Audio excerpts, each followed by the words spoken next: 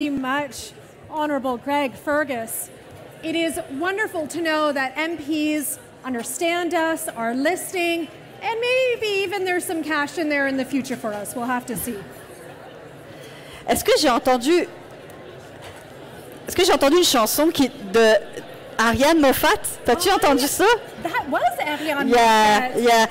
What year was that, Julie? Je l'ai choisi parce que c'était une chanson qui date de 2009. Oh, wow. Yes. 2009. Gosh, I remember that year because that was the year Slumdog Millionaire beat Avatar at the Oscars. 2009, c'était le Bitcoin aussi. It was, and that was the year we had our first black Governor General, Michael Jean. Tout à fait. Et tu sais qui s'est passé d'autre en 2009? La première conférence du CSPC en 2009. Yes, wow. En 2009. That took place in Toronto. Was anyone there at that time? Who was there in 2009? Of course, Paul was there. Paul was. Of course. Jeff was. Oh, fantastic. Board of directors.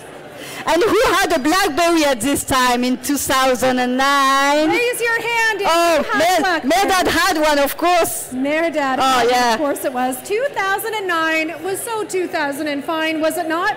Tonight we are going to bring you some memories of 2009. As a reminder, the Canadian Science Policy Conference is a non-profit, non-partisan, and non-advocate organization with a vision to support a strong, inclusive, and effective science policy community. It is so wonderful that friends are meeting tonight, is it not? Oui, absolument. Puis le CSPC agit comme un lieu de rencontre, de rassemblement, de renforcement de nos capacités. Et c'est incroyable de voir comment le CPSC a grandi depuis le temps. C'est incroyable. Regarde, voir à quel point ça a grandi. So let's check out this dashboard. Yeah. It is absolutely impressive, isn't it? This conference has hosted 12,500 delegates over the years. It has, since 2019,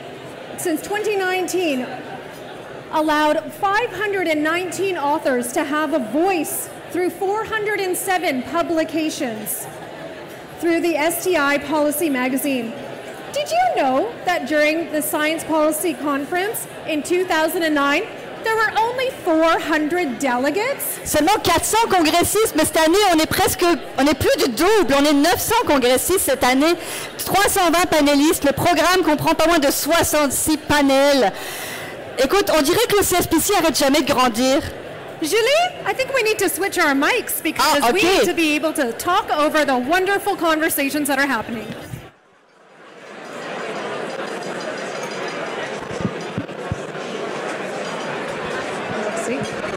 Good evening, everyone. Who is sitting next to someone they are enjoying having a conversation with? Raise your hand. Oh, and I bet you... C'est la conversation qu'il a actuellement avec son voisin ou sa voisine de droite ou de gauche. This is pretty awesome. You know, Julie, 15 years, that's a teenager, isn't it? Yes, oui, en fait, c'est ça. Ce CSPC est devenu un adolescent. It is an adolescent, and what an appropriate theme we have for this year's meeting. It is science and innovation in a time of transformation. It is appropriate. I hope you are all having conversations about what it was like when you were 15 years old. Everybody, excuse me. We have two remarkable women here saying things that they would like you to listen to. So if you could just take a moment, please, and listen, and then get back to your conversations, okay? Thank you very much. Thank you. Merci beaucoup. On sait que vous voulez réseauter, on sait que vous avez envie d'échanger ensemble et on va vous laisser le temps de le faire, mais on a des choses qu'on veut vous présenter. Et on était notamment en train de dire à quel point le CSPC avait grandi au fil des années et qu'il n'arrêtait pas jamais de grandir comme un adolescent. CSPC is actually an adolescent. It truly is like a teenager, isn't? Which is why this year's theme is so appropriate. Science and innovation in a time of transformation.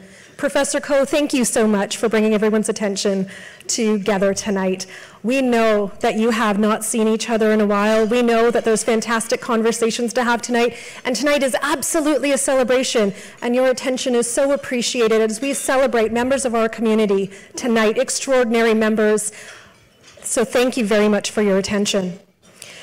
Now, we all know what it's like to be an adolescent going through changes, so hopefully that's some dinner time conversation for everyone. Et quand on grandit, on a toujours des photos pour le prouver. Alors, comme le CSPC est un adolescent, sachez que l'équipe du CSPC a mis vraiment beaucoup d'amour dans la préparation d'une vidéo, des moments les plus marquants de ces 15 dernières années. Alors, pendant que vous finissez votre salade, let's watch the video of the 15th years of CSPC. We're going to have some great videos tonight, everyone. Let's watch it.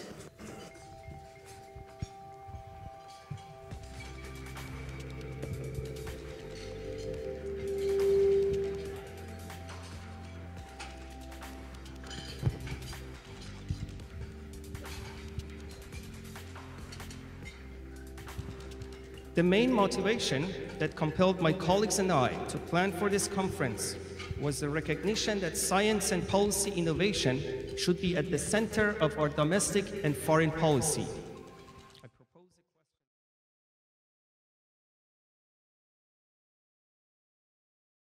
a 50th birthday in 2017, and what kind of a role scientific community and stakeholders in science can play in shaping this projection. Well, thank you, Chris. It was a pleasure to be here. I didn't know it was the first ever meeting for you, and this is a great privilege to be able to be here. I work with one historian and two doctors, and they use language and metaphors from their own discipline. So let me put it in my words. We have great chemistry, and we hope that it will crystallize in investments that are leading to more impact and more efficiency in our system.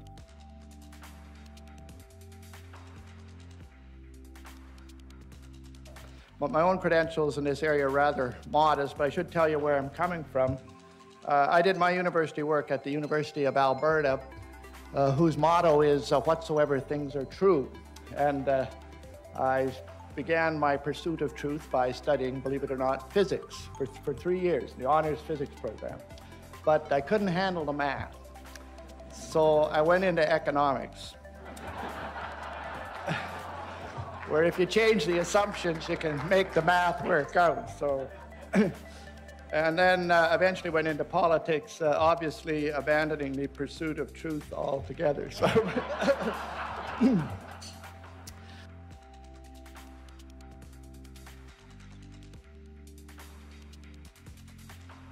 the conference itself is obviously making a significant contribution to science policy discussion, bringing Canadians together, Canadian scientists and innovators together, and stakeholders from across the country.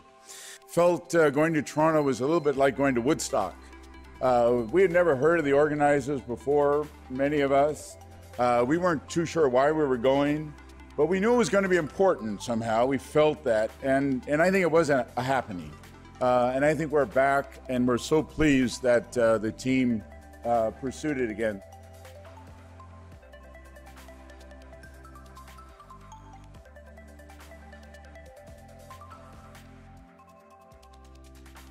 Bonsoir tout le monde, c'est un vrai plaisir d'être parmi des scientifiques, en compagnie d'un groupe avec lequel je me sens très à l'aise. Ça fait un beau changement de la Chambre des communes. The increasing attention on science diplomacy is based on increasing globalization, the breaking down of barriers, the increase in information technology, but also due to the fact that some of our most pressing foreign policy problems are rooted in our science and technology, such as energy, climate change, disease, and they demand science and technology solutions.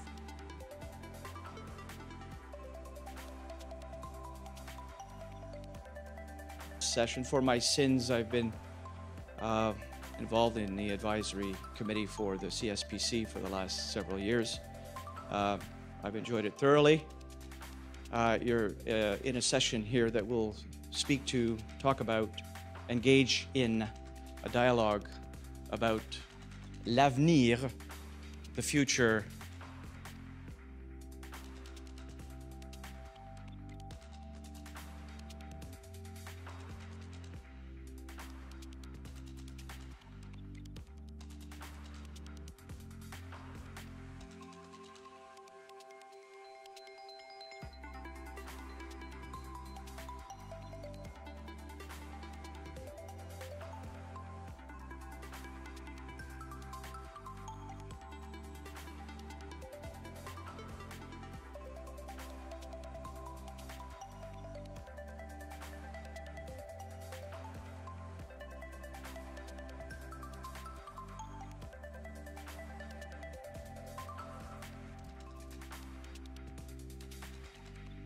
And I have to tell you, it's a bit intimidating. I think this is the very first speech in my life that has no statistics in it.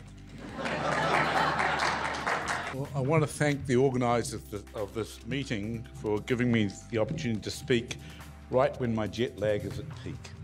So if I fall asleep in the middle of this presentation, you'll understand why.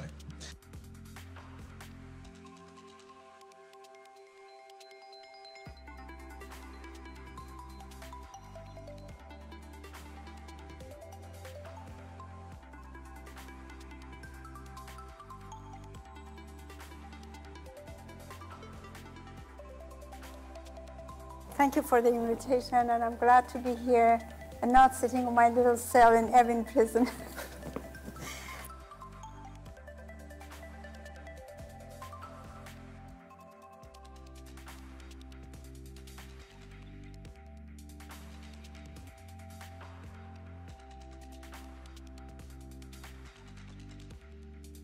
In fact, I want you to keep your expectations high because it keeps me on my toes.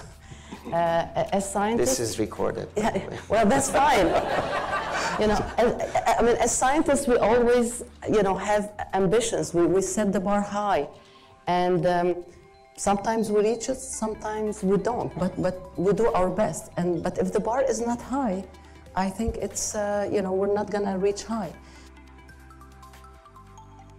This is the last CSPC before the next federal election. And I want you to promise us that regardless of the outcome of the election, we'll have you next year here at CSPC in November 13 to 15.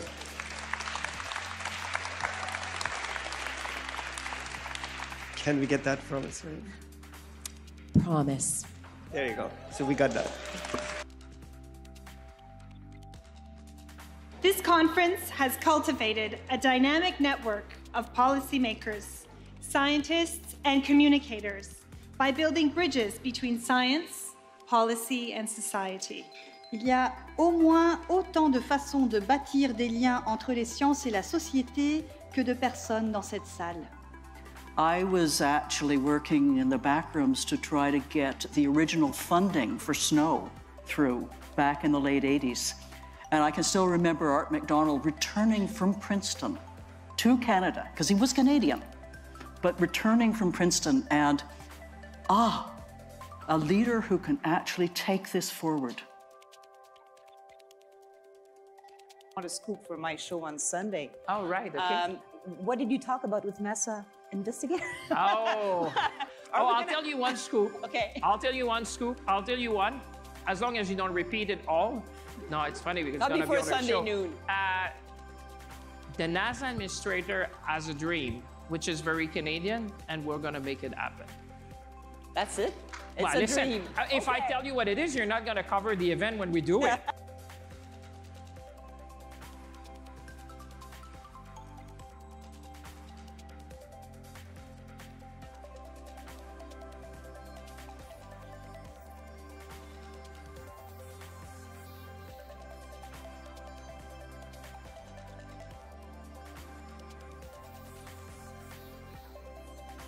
Nous voulions créer une institution par et pour la prochaine génération, fondée sur une vision de l'avenir.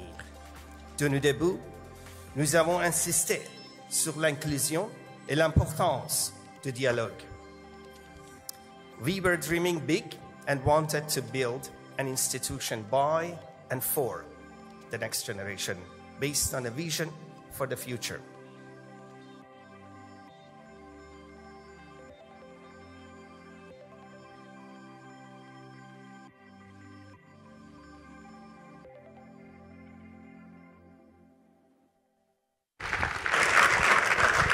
That was a spectacular video. Julie, you... Oh, merci, merci beaucoup, merci beaucoup. Hey, Christina, mon ancienne MC, je l'ai vue dans la salle. Hi, Christina, yeah. I will say that Sparkle looked great on you as well. Yeah, I learned everything from her. Now, all of those 15 years of CSPCs, it was put together with the extraordinary work of volunteers. 1,400 volunteers have contributed to the past 15 years of Canadian science policy. 1400 bénévoles. C'est extraordinaire. Et nous invitons maintenant tous les bénévoles de cette année à se joindre à nous sur la scène. Tous les bénévoles de cette année, venez sur la scène, s'il vous plaît. At this time, we invite all of this year's volunteers to come. Please join us on stage for the next. Please join us. Join us, please. Of the program, please. You're doing the real job. Please come up and be recognized, everyone. Venez qu'on vous salue. Vous faites tout le travail. They're coming up.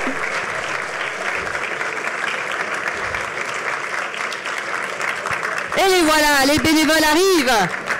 Without these volunteers, these events don't happen. You've seen many of them. There's a lot of work that happens behind the scenes. Come on in. Thank you. Please. Merci, merci à toutes, merci à tous. Merci. Merci à vous.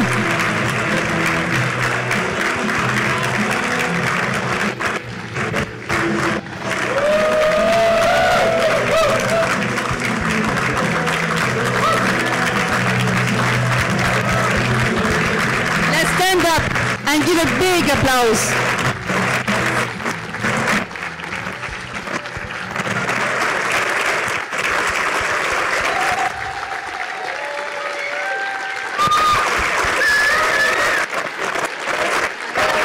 I think this group gets bigger every year.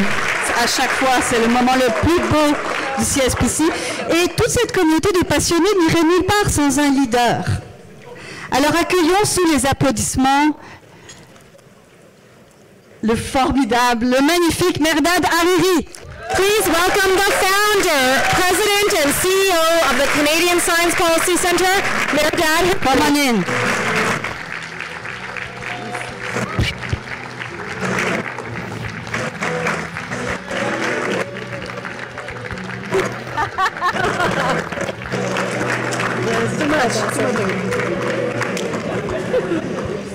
Election campaign here, wow, but nobody's running for an office here. There you go. Wow. This is quite exciting. Thank you very much, everyone. Bienvenue au dîner de gala CPC 2023. Quelle belle soirée avec vous. Célébrer la 15e conférence. Vous êtes là. Merci beaucoup pour votre support. I want to take a moment to thank everyone, all the organizations and individuals who supported us over the course of last 14 years have been engaged with us in any way. I want to especially thank the board of directors for their support and the region. And to those who have not yet supported us, an advance thank you. Hopefully in future you found us worthy of support. We'll see. Honorable Greg Fergus, Speaker of the House, thank you for being here. We just want to give you a break from the House of Commons, not being heckled and giving a speech. Thank you. MP Lloyd Longfield, Honorable Kirsty Duncan, Ambassador Jeslan, Dr. Punch, Dr. McDonald, Dr. Nimmer, Dr. Kurian, Monsieur Bilodeau, the Board of Directors. In fact, I have to be transparent that I consulted with ChatGPT about my speech, that what it should be. And in fact, the first section was very good. And there you go, I'm going to read this for you. Ladies and gentlemen, distinguished guests and fellow advocates of science, thank you for joining us. Today, we are here Sorry, I think I got it wrong. We are here to celebrate the 15th anniversary of science policy. Science policy is a very important domain which intersects science and policy in an era that grand challenges facing us, such as climate change and et cetera, You know those better. But I'm not going to read that one for you because I'm going to tell you the story that perhaps ChatGPT cannot tell. First, a few words about the impacts of the CSPC over the course of last few years. I think the landscape of science policy has changed significantly in the past 15 years, in my view, for good. In part, we contributed to that change. We definitely changed the discourse of science policy in this country. Thank you. 15 years ago, science policy was unknown and uncharted territory. For those in academia, it was meant about science funding and science advocacy, a topic that was not interesting for bureaucrats in Ottawa. What a quite intersection and disconnection, very interesting. But CSPC, at least in main part, changed that, brought the discourse of science policy into many frontiers that were relevant to the challenges of our time today. Science diplomacy. What would be the role of science in Canada's international affairs? You saw Nina Fedorov in clips that she presented. First science advisor from the United States presented in CSPC, and that made headlines in CBC. So we changed the discourse. Topics such as public trust and science, and how we can create trust from public to science. Integration of science into policy. One of the sessions of CSPC 2010 was Science in a Diverse Society, Canada's Challenges, Canada's Solutions. This was 5 years before EDI became the mainstream. CSPC insisted that Canada needs a dedicated center to science policy, to build sustained bridges between numerous stakeholders across this vast country when it comes to SDI ecosystem and policy issues, to recognize and celebrate the excellence in science and innovation policy, and to ensure that science and innovation policy is engaged with public, to build capacity for the next generation in science policy. We have trained more than 1,400 volunteers over the course of the last 14 years, which we are so proud of.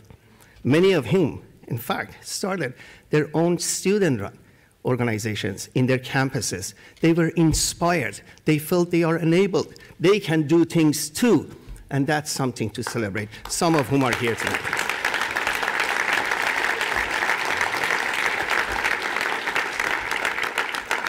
But let me tell you another story of CSPC that ChatGPT definitely cannot tell you. And that's the story of big ideas, big dreams, and being passionate about the issues. I went to university executives when I wanted to organize the conference.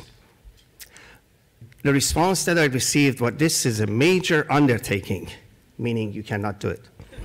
That message was repeated times and times. I was disappointed, but didn't give up.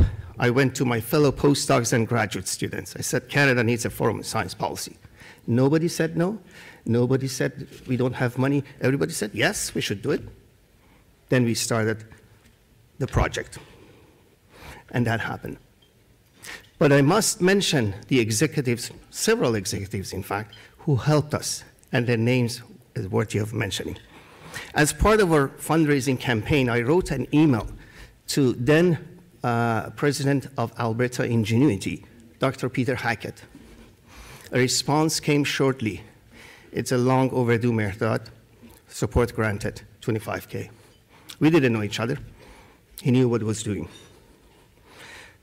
Also, Dr. Reinhard Reintmeier, the then chair of the biochemistry department at the University of Toronto, who encouraged me, supported us, even put some funding from small department budget for the CSPC. And also Peter Singer, of course, who supported me in the second year of CSPC while I was working for CSPC, but receiving my salary. And the story goes on, and many others. But I have to mention one name, the first person that I met in Ottawa from the policy world.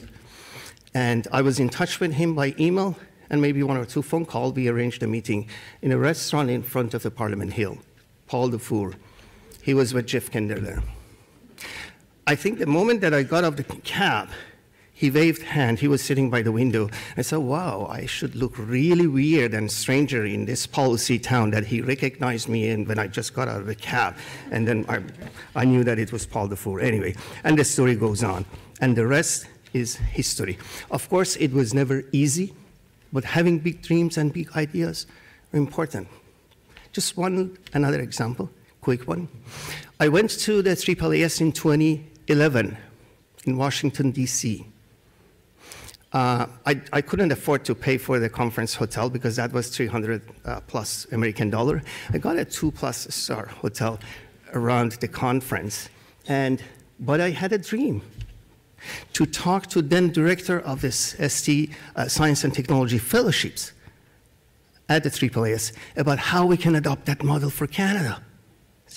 I'm sure she didn't know what hotel I'm staying because otherwise she wouldn't grant me a time because this guy cannot afford a proper hotel now. He wants to get the fellowships to Canada. But my point today is that the story of CSPC is a story about passion, about big dreams, about big ideas. And my message to many of the executives in the room is that please risk it. We can innovate things by risking. If a young face come to you and asking for support for a project, risk it, support them, because this is how we can build the future. This is how we can innovate in Canada. This is how we can secure the future of Canada. The future is this, ladies and gentlemen. Let's support them. Merci beaucoup. Bonne soirée.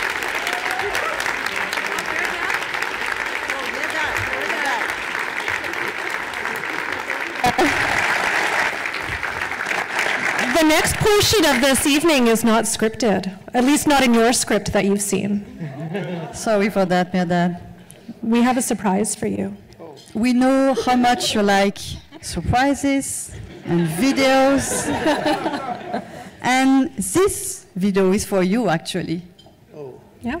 The volunteers and the board of directors would like to honor you, Merdad, for your leadership over the last 15 years, and will take the time to look at this video. But don't go anywhere, Merdad. There's a little... Nous voulions créer une institution par et pour la prochaine génération, fondée sur une vision de l'avenir. De nos débuts, nous avons insisté sur l'inclusion et l'importance du dialogue.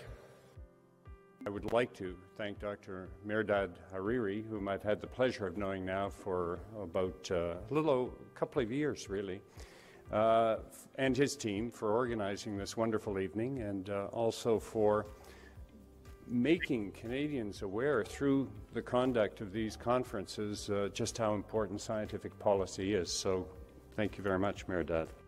Hi, Merdad. Congratulations on achieving such a significant milestone.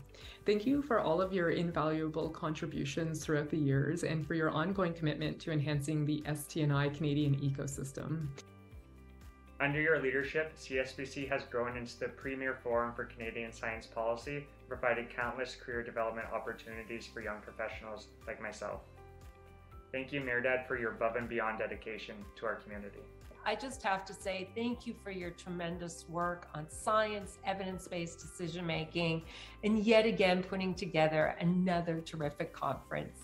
More than the work, more than the ideas, to me at least, is the leadership that you demonstrate through CSPC for all the volunteers, for all the staff members.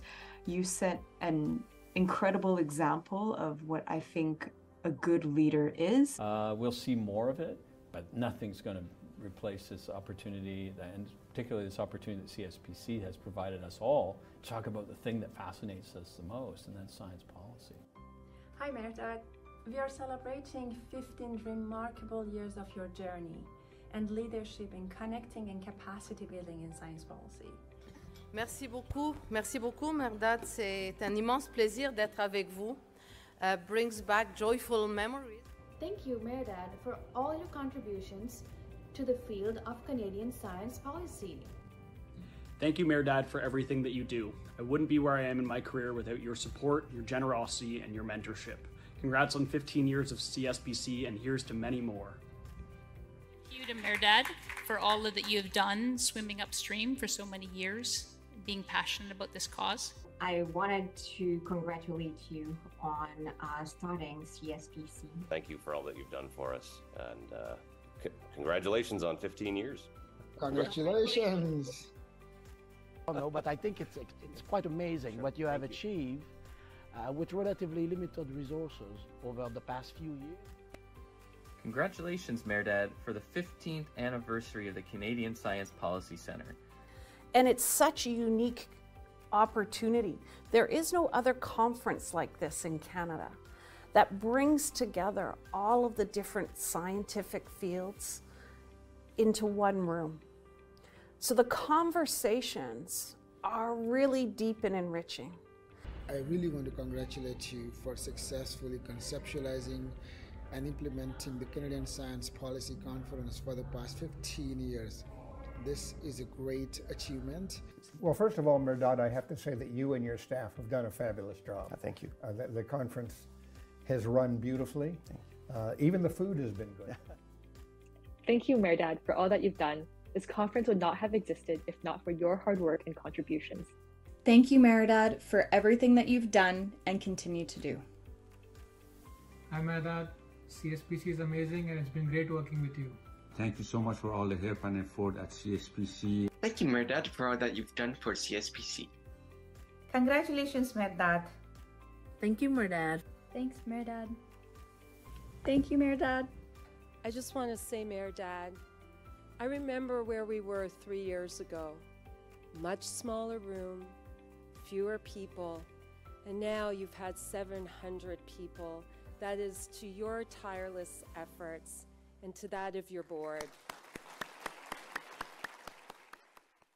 Our goal was and is to make sure all the important challenges and the creative solutions are on our collective radar, and we are being discussed. And they are become and remain part of our national and global dialogue.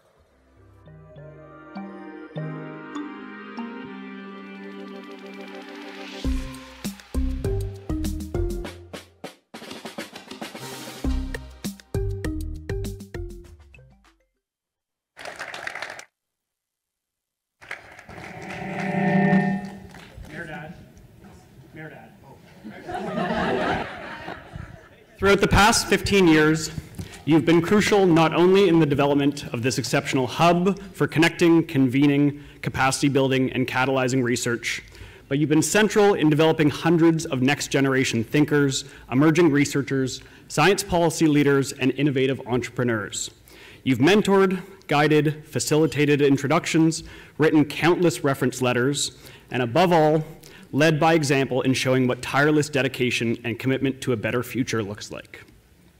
You're resolute in ensuring that everyone's ideas are valued and incorporated, and that every day we build a more inclusive and equitable science, technology, and innovation community. The volunteers that you've trained have taken jobs in almost every organization represented around the room today, and each one of them shares your passion for what a future of a science-informed society can really look like. Personally, you've taught me how to frame my research career in the broader context and to think beyond my work in the lab towards how to shape a better future. And so, on behalf of all of the volunteers, thank you, Merdad, for everything that you've done. We'd like to take this opportunity to show our gratitude, and I'd like to invite Janet Halliwell, Chair of the CSPC Board of Directors, to present Merdad with this recognition of your leadership for 15 spectacular years.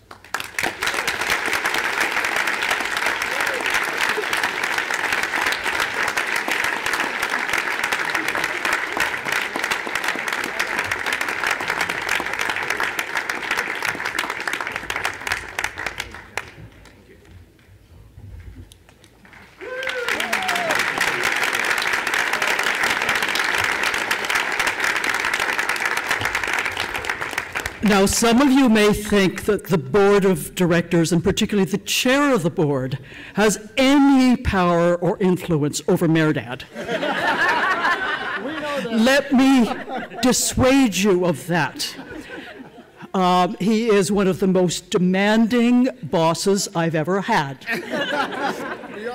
But his passion, his leadership, his absolute joie de vivre about all things science policy is infectious. And I know all of my colleagues around the board are just so delighted to be part of his expanded family. So thank you, and boss, keep up the good show.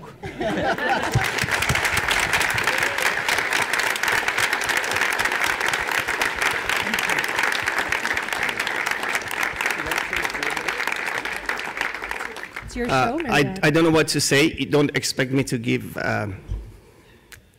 reasonable, thoughtful speech. I just full of emotions. But thank you so very much, all of you. This is a two-way relationship street. I have learned every day from every single of you. You made me thinking, revising, and I enjoy every moment that I spend in the committee meetings with you. You are all my mentor. Thank you so very much. You have made future differently. You made it, not me. And just last word to the board of directors. Thank you so very much. I don't know, Janet, that's not true, actually. I listen to you very much. But seriously, thank you very much for your support, for being a part of this journey. And I have tremendously learned from you, learning from you, and continue doing so. This would not have happened without you being engaged. Merci beaucoup. Thank you so very much.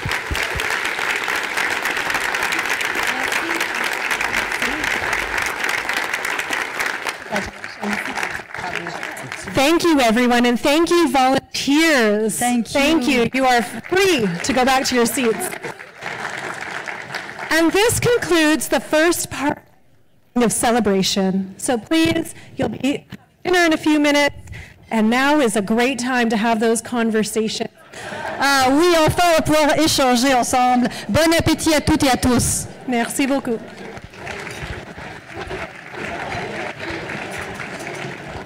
Bonjour tout le monde. Mike's on, please. Bonjour tout le monde. Hi, everyone. Hi.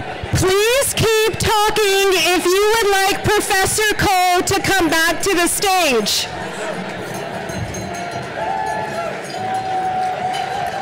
Please keep talking louder if you would like Professor Cole to come back to the stage. I mean, I want her to come back and give a speech like she did last year, which was amazing.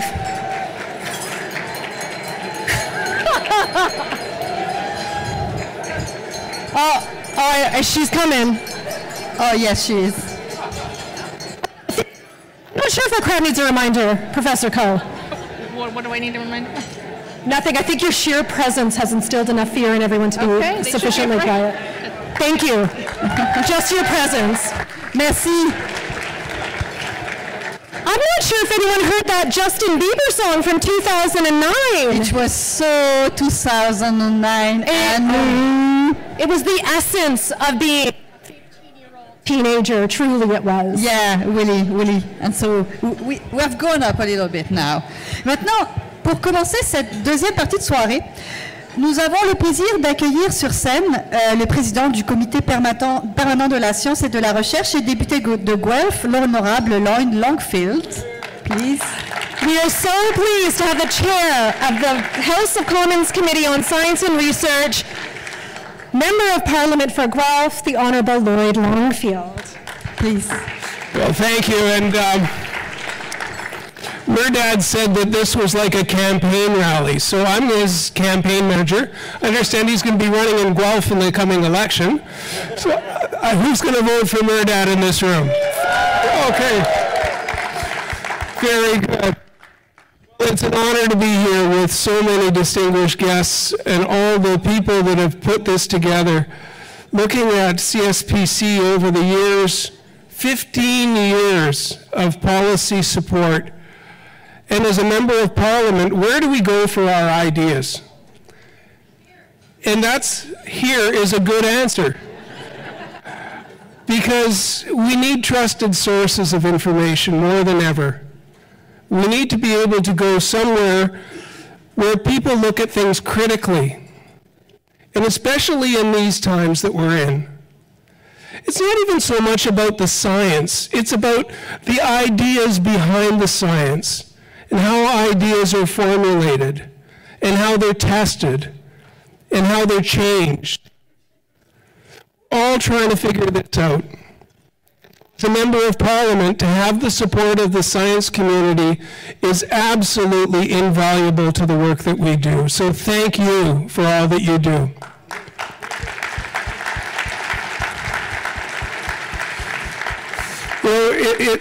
It's also about friendships. And when we see the conversations and trying to get back control of the room when people are talking because they haven't seen each other for a while. Ideas are getting kicked around. And the friendship piece of this is so vitally important because when we're trying to bring the next generation of highly qualified people to the workforce, the biggest strength we can give them is the support of friendship and the relationships that they will develop so that they can figure out from other people's scars what they don't want to do. And they can also say, that worked pretty well, I'm going to steal that idea. And that's how it should work in the country that we're in. And democracy is really under fire. I was meeting with the Jewish community in last night, and one of the questions they posed to me was, what does democracy look like in 5 years? And it stopped me cold. What does democracy look like in 5 years, given the situation in the world? Well, I can say that the people in this room will help to answer that question. We need your talent, but above all, we need your critical thinking and your friendship so that we can continue to develop not only the scientific community, but the community that we all live in the world. So thank you again for the wonderful work you're doing, and the support of the Science Committee, the Science and Research Committee is always there, and we're always looking for witnesses. So you can reach me by look up Guelph MP, and if you've got a thought to share, please do share it. Thank you so much. Merci. Merci, monsieur. Thank you, Mr. Lonsfield. Please stay on the stage with us. Nous allons maintenant remettre le prix Jeunesse. Ce prix reconnaît une personne en début de carrière, de moins de 35 ans, qui a élaboré une proposition de politique novatrice et convaincante, fondée sur des données probantes et qui devrait faire une différence positive dans nos vies. So let's watch a little video about the Youth Award.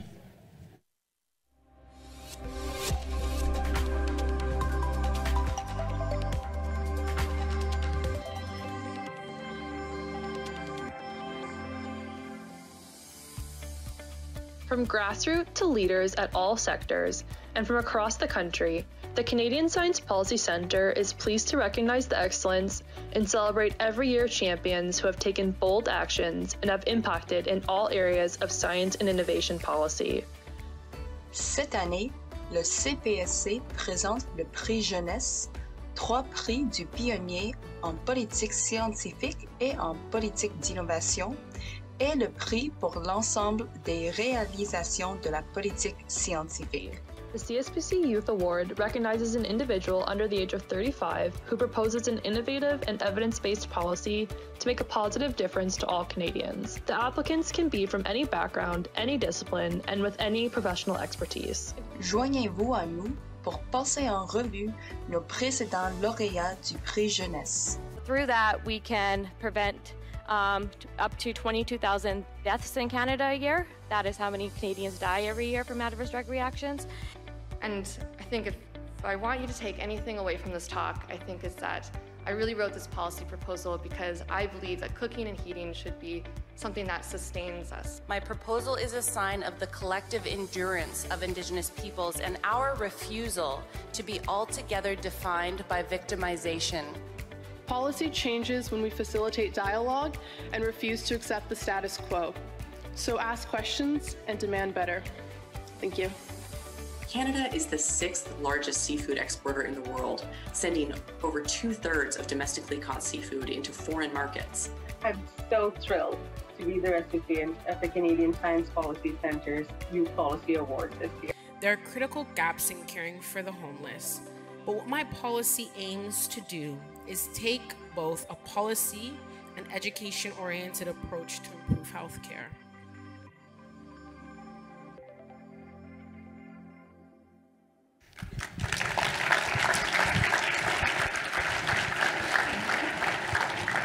Et pour présenter le prix CSPC Jeunesse de cette année, veuillez accueillir, please welcome Sandra Noël, the member of the Youth Award Selection Committee and co-chair of the very first Youth Award Committee back in 2013.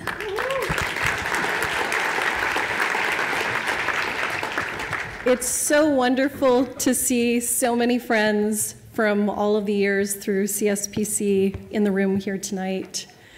And as we celebrate 15 years looking back, I'm also so proud to be part of CSPC looking to the future with this award, looking at bringing forward young people who are passionate about evidence-based science policy. Amis passionnés de sciences et de politique, je vous invite de célébrer avec nous la 8e année de prix jeunesse CSPC. We've designed this award to help young Canadians from all walks of life to see themselves as important contributors to finding evidence-based solutions to the complex problems that we face as a society. Ce prix reconnaît une jeune personne de moins de 35 ans qui a élaboré une proposition de politique novatrice et convaincante, fondée sur des données probantes et qui devrait faire une différence positive pour les Canadiens. In our rapidly changing world, the importance of science and policy working hand in hand cannot be overstated. It is through the innovative ideas and determination of our young leaders that we can navigate these complex challenges of our time. The passion of the young people, as you've seen, who apply to the CSPC Youth Award is palpable and it's inspiring. Ce prix ne serait pas possible sans l'engagement et le dévouement de nos incroyables bénévoles. On behalf of the Award Selection Committee, I would like to particularly thank, I'll ask folks to stand as I say your name, Miriam Taheri, Hannah Pavic, Shogo Adiola, and Wendy Zhu.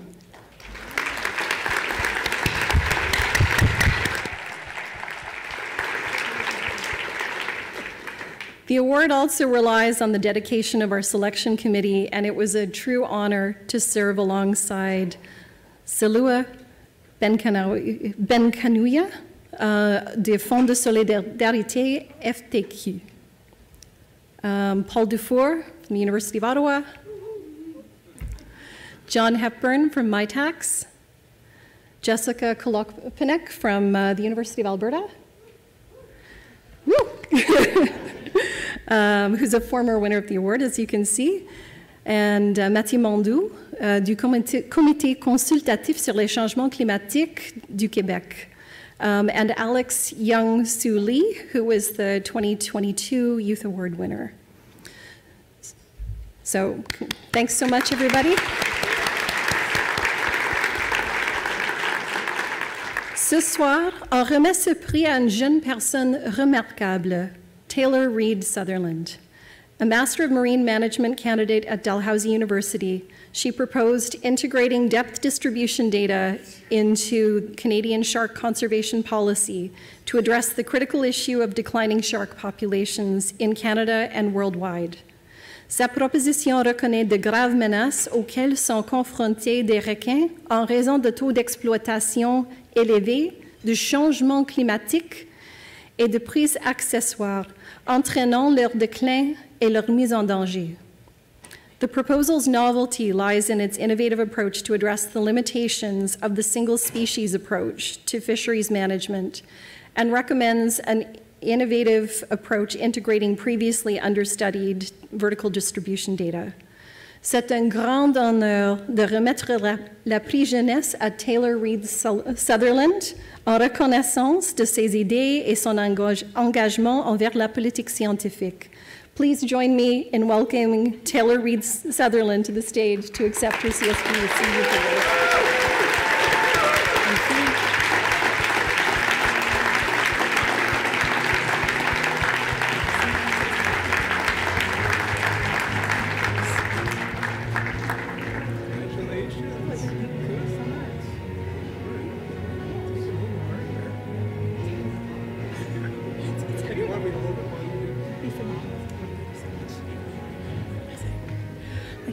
Thank you so much. Please join me in recognizing that the research I do, as well as my master's candidacy at Dalhousie University, occur in Mi'kma'ki, the ancestral and unceded territory of the Mi'kmaq people. This territory is covered by the Treaties of Peace and Friendship, which Mi'kmaq and Wolastoqiyik peoples first signed with the British Crown in 1725. Moreover, I acknowledge that African Nova Scotians are a distinct people whose histories, legacies, and contributions have enriched our communities for over 400 years. Tonight, I'm honored to be here as a guest on unceded Anishinaabe Algonquin territory. Firstly, I would like to extend my most sincere congratulations to the other award recipients tonight. I would also like to offer my gratitude and appreciation to the organizers of this event. I applaud you for the hard work that has undoubtedly gone into coordinating such a wonderful few days and successful conference. Moreover, I'd like to warmly and wholeheartedly thank the Canadian Science Policy Centre team for ensuring that I'm able to share this evening with all of you. I cannot put into words the gratitude that I feel being here tonight and how excited I am to be participating this week. I'd be remiss if I did not take this opportunity to thank Dr. Heather Bowlby for her guidance, supervision, and support throughout my ongoing graduate research, which has shaped my policy proposal for this competition. She's been a mentor, a role model, and an endless encouragement as I undertake one of the most significant projects of my early career. My final thank you goes to my family, friends, and loved ones who support me during every step of my academic journey. To my parents who've sacrificed so much for my success. To my sister who never ceases to make me laugh and acknowledge even the smallest of my accomplishments. And to my roommate and one of my best friends who always keeps me humble. Thank you for all that you do every single day. Which brings me now to my policy proposal, titled Integrating Depth Distribution Data into Canadian Shark Conservation Policy. While popular culture and fear-mongering media often portray sharks as ferocious hunters who intentionally attack humans, I'm interested in the critical roles they play in maintaining marine ecosystem function and the health of global oceans. These animals have remained among the most severely threatened marine species for a number of years. They're relatively unproductive, which means they do not produce enough young at a high enough frequency to keep up with the overexploitation of their populations across the globe. Fisheries, bycatch, and climate change are leading to pressures on sharks everywhere that can potentially result in extinction events, sounding an international ocean alarm bell. Here in Canada, shark management falls exclusively under federal jurisdiction. The government has employed a myriad of legislative tools that include treaty obligations under the Northeastern Atlantic Fisheries Organization and International Commission for the Conservation of Atlantic Tuna, as well as national and regional mandates like the Fisheries Act and both Atlantic and Pacific fisheries regulations. While our nation has banned finning in 1994, the import and export of shark in 2019, and implemented heavy restrictions on pelagic shark landings, several shark species found in Atlantic Canada still remain listed by the Committee on the Status of Endangered Wildlife in Canada and the Species at Risk Act. In cases like the poor beagle shark, some species have been listed for nearly as long as I have been alive. Existing literature regarding the species distributions of sharks around the world predominantly focuses on the horizontal axis, or where and how sharks are moving across the surface of the Earth.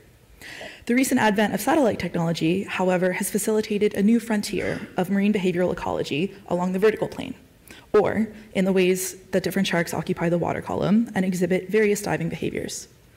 To this end, I argue that a multi-axial understanding of their movement patterns and behaviors may inform contemporary management options that reduce shark mortality, first by identifying and managing for usable seasonal habitat based on temperature and depth throughout time, and also by reducing the initial likelihood of their capture. From short-term fisheries closures, even only at specific depths, to precise gear restrictions, it's my belief that we need to act now to protect, and conserve sharks, and by extension, marine ecosystems on the whole, while still allowing fishers and harvesters access to ocean resources. Thank you so very much to the esteemed Canadian Science Policy Centre Award Selection Committee for the time and consideration you've given, and for bestowing me with this prestigious award. Please enjoy the rest of your night, everybody. Let's continue with these celebrations, please. The Trailblazer Award recognizes individuals who have demonstrated novelty, creativity, and impact through leadership, vision, courage, and commitment to the overall advancement of the science of the innovation policy ecosystem. Et je crois que nous avons une petite vidéo pour expliquer ce prix. The CSPC Trailblazer Award recognizes individuals who have demonstrated novelty, creativity, and impact through leadership, vision, courage, and commitment to the overall advancement of science and innovation policy ecosystem. Joignez-vous à nous pour passer en revue nos précédents lauréats des prix du pionnier. Thank you. Merci. C'est avec grande humilité que j'accepte cette reconnaissance. À la fois un honneur et un privilège pour moi d'être reconnu par la communauté des politiques scientifiques canadiennes. I remain convinced that advancement in science and policy innovation are cornerstone to closing the health equity gap along racial lines. Merci beaucoup. C'est un grand honneur pour moi d'être reconnu ainsi par le CSPC, une association canadienne incontournable. You know, they say it takes a village. And I'd say it takes a science innovation ecosystem. I am deeply honored and humbled to have been selected as the first recipient of the CSPC Trailblazer Award in Science Policy in the new Science for Policy category. But this award is very meaningful to me because it really recognizes the invisible and usually uncredited work that I and others have done in parallel with having a career as an academic research scientist.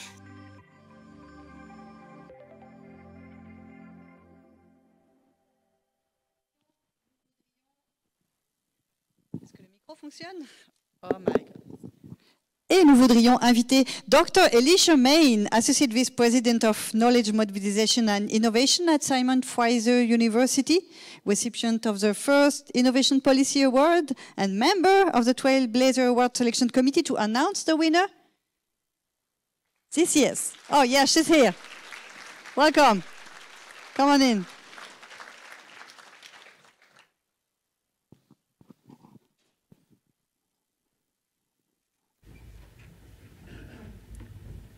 Good evening, everyone. What a pleasure to be here this evening. Champions of innovation all around the room, both champions of science innovation and social innovation, as we discussed today. Thank you for gathering here today to celebrate some remarkable individuals who are policy trailblazers and who are contributing greatly to our innovation ecosystems in Canada and internationally. Thank you in particular to our elected officials who have joined us this evening. We really appreciate your advocacy and your service to the country.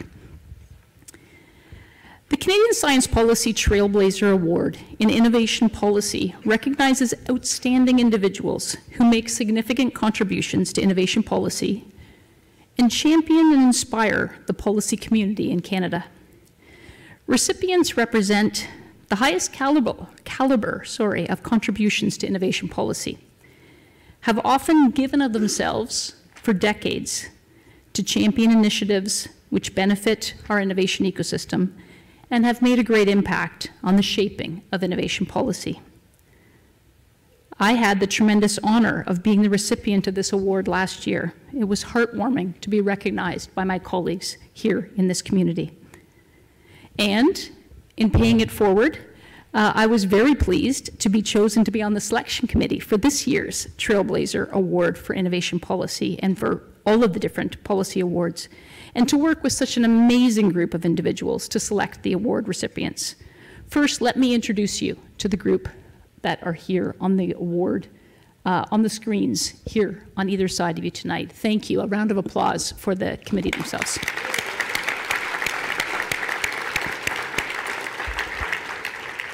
I want to thank them for the very hard work that we had this year. It was a very difficult task. There was amazing applicants. And the winner of the Innovation Policy Trailblazer Award was someone who really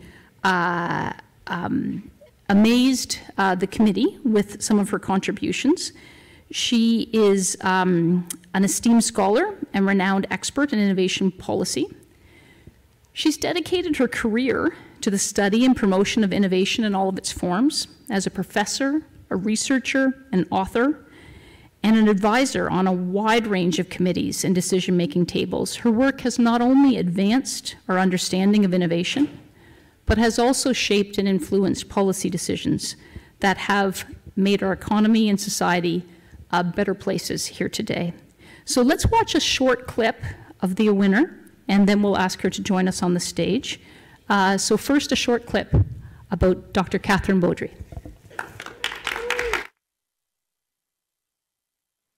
La recherche que je fais, c'est surtout sur des systèmes. Donc, j'aime comprendre comment le système d'innovation, comment le système de sciences et de technologie fonctionne. Donc, l'innovation, c'est un peu l'élément central entre ce qui se fait dans les universités et ce qui va se retrouver sur le marché, dans l'utilité des gens dans leur vie de tous les jours. La collaboration, dans le fond, c'est le fil conducteur de toutes mes recherches. Il faut former nos ingénieurs à être réceptifs, polyglottes d'une certaine façon, dans le langage de plusieurs disciplines. Et ça inclut aussi les disciplines des sciences humaines, des sciences sociales. Tout porte sur l'impact de la science, de la technologie et de l'innovation dans la société au sens large, mais plus particulièrement au niveau des entreprises. Donc, j'étudie la performance des entreprises. Bon, prenez le Canada, on a une performance assez extraordinaire en matière de sciences et de technologie. On se classe parmi les premiers dans les classements mondiaux, mais que ça ne se traduit pas en performance aussi excellente en matière d'innovation.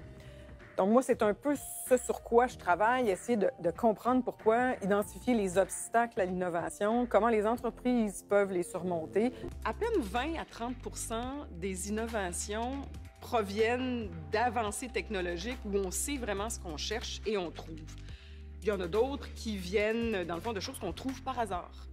Mais la grande majorité des innovations viennent de nouvelles combinaisons de connaissances qu'on avait déjà, qui sont souvent des connaissances multidisciplinaires.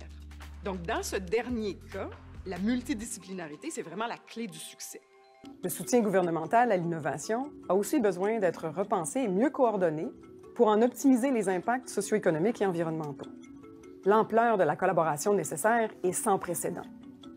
L'union fait la force, j'en suis convaincue, et c'est ainsi que nous faisons avancer la société.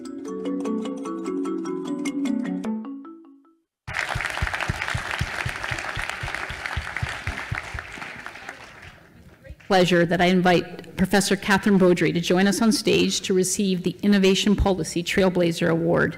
This award, Catherine, is a testament to your profound impact on the field of innovation policy and the transformational change that you've inspired.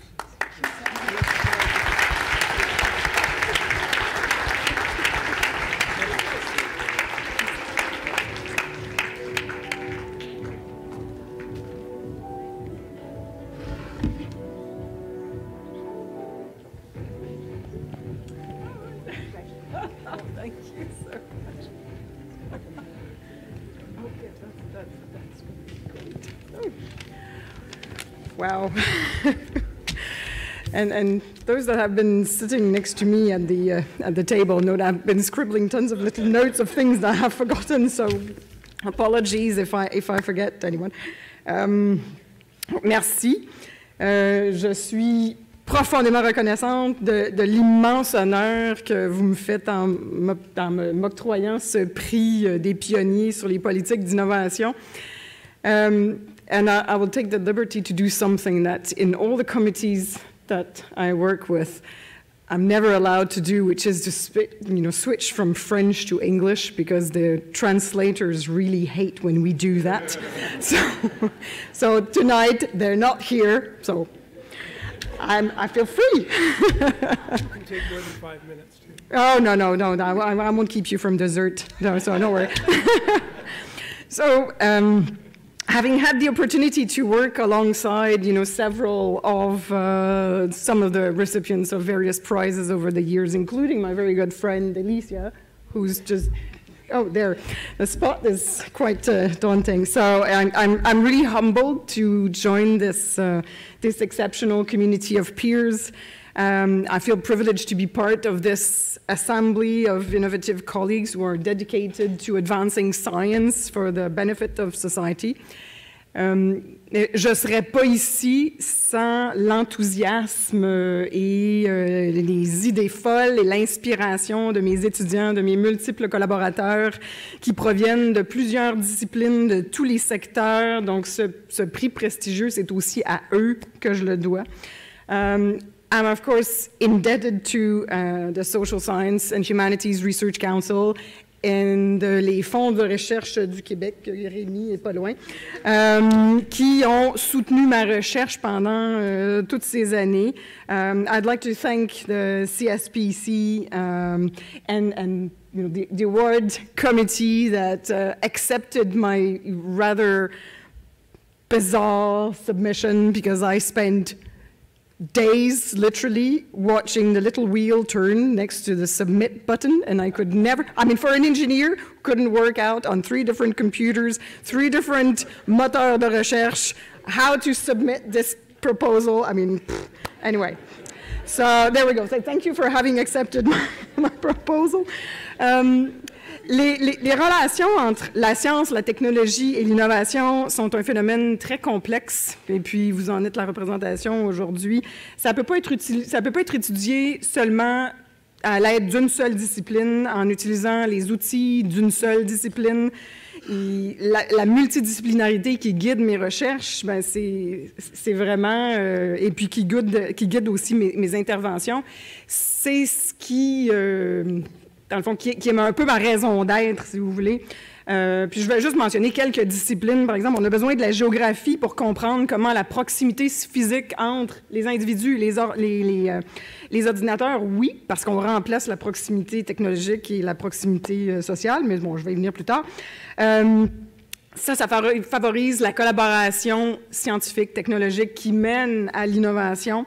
On a aussi besoin des sociologues, des mathématiciens avec leur magnifique théorie des graphes pour comprendre la proximité sociale, comment les individus collaborent, interagissent. On ne pourrait pas s'en sortir non plus sans bibliométrie. Je suis sûre que vous avez entendu parler de bibliométrie pour essayer de mesurer la proximité cognitive, pour voir comment on combine les différents pans de la science et de la technologie pour amener des nouvelles innovations. Vous avez entendu, je vous avais dit que c'était 70 à 80 des innovations là, dans la vidéo. On a aussi besoin de connaissances en génie qui sont nécessaires pour comprendre tout le processus de développement de produits qui mène à des innovations de produits aussi.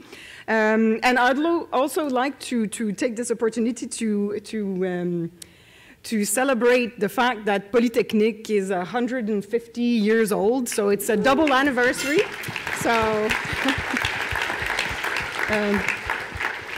So it's my alma mater, and even though it's an engineering school, this is where I find my place to bridge the gap between science, engineering, and social sciences. We also need, notions of management to identify what are the different obstacles to innovation for firms. Et là, je m'excuse, c'est dans les petites notes que j'ai écrites rapidement. La présence de Mme Kirsty Duncan me rappelle que j'ai oublié de mentionner que mon hobby, c'est les femmes en sciences. Donc, ça ne fait pas partie de mes recherches mainstream, je dirais. Et puis, en vous voyant, je vous ai reconnu. J'ai dit, ah tiens, c'est vrai, il faut que je mette ça sur ma liste. Donc, je vous remercie pour ma participation au comité parlementaire sur la science et la technologie, justement sur les salaires, les différences de salaire entre les hommes et les femmes. Et puis, je ne sais pas si Besma Momani est dans la salle, mais on a un bouquin qui sort à UBC Press. Je suis en train, je promets, j'ai commencé à lire les épreuves, les proofs. I'm halfway through the chapter, so that everyone knows.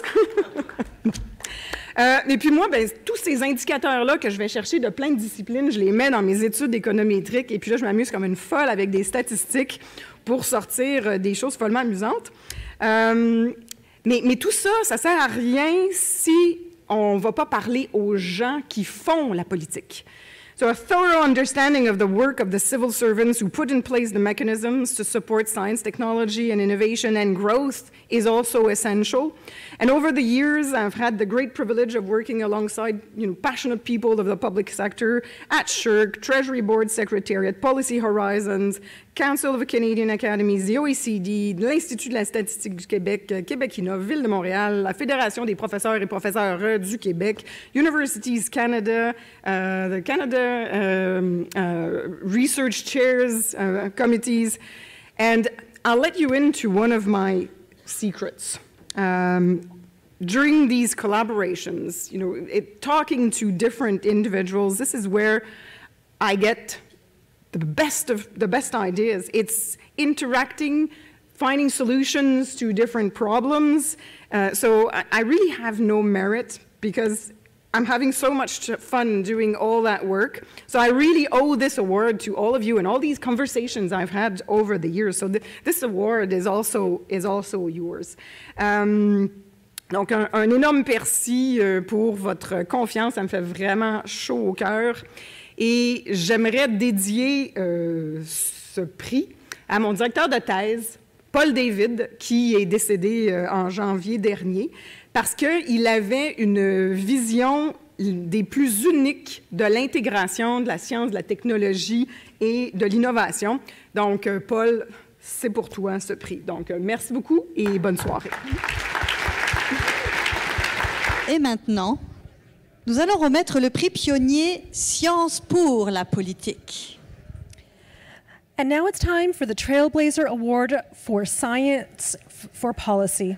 To introduce this year's winner, please join me in welcoming Dr. Kara Tannenbaum, who is probably a familiar face to many of you.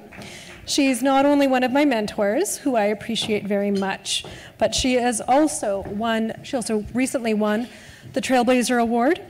She is currently the Departmental Science Advisor for Health Canada and a professor in the Faculty of Medicine at the Université de Montréal. Dr. Kara Tannenbaum.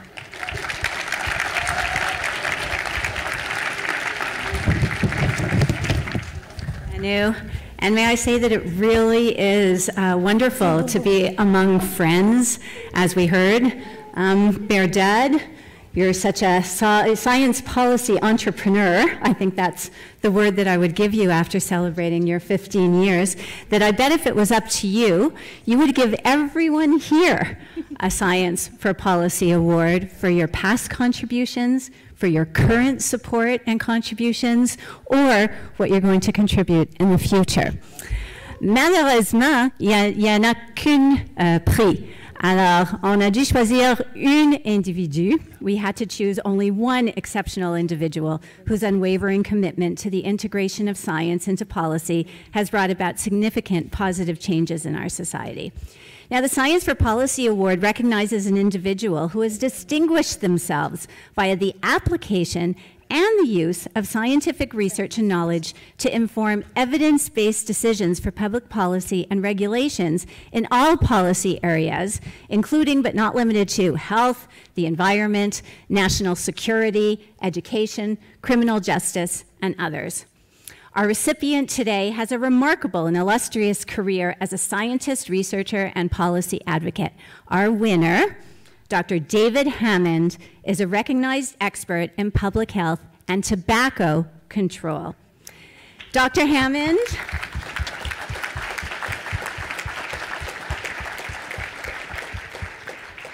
was selected for this award by the committee because his work has had a direct impact on national regulations and international standards for policies on advertising and marketing, health warnings and product labeling, product standards, and public education campaigns. So the entire gamut of science into policy, innovations.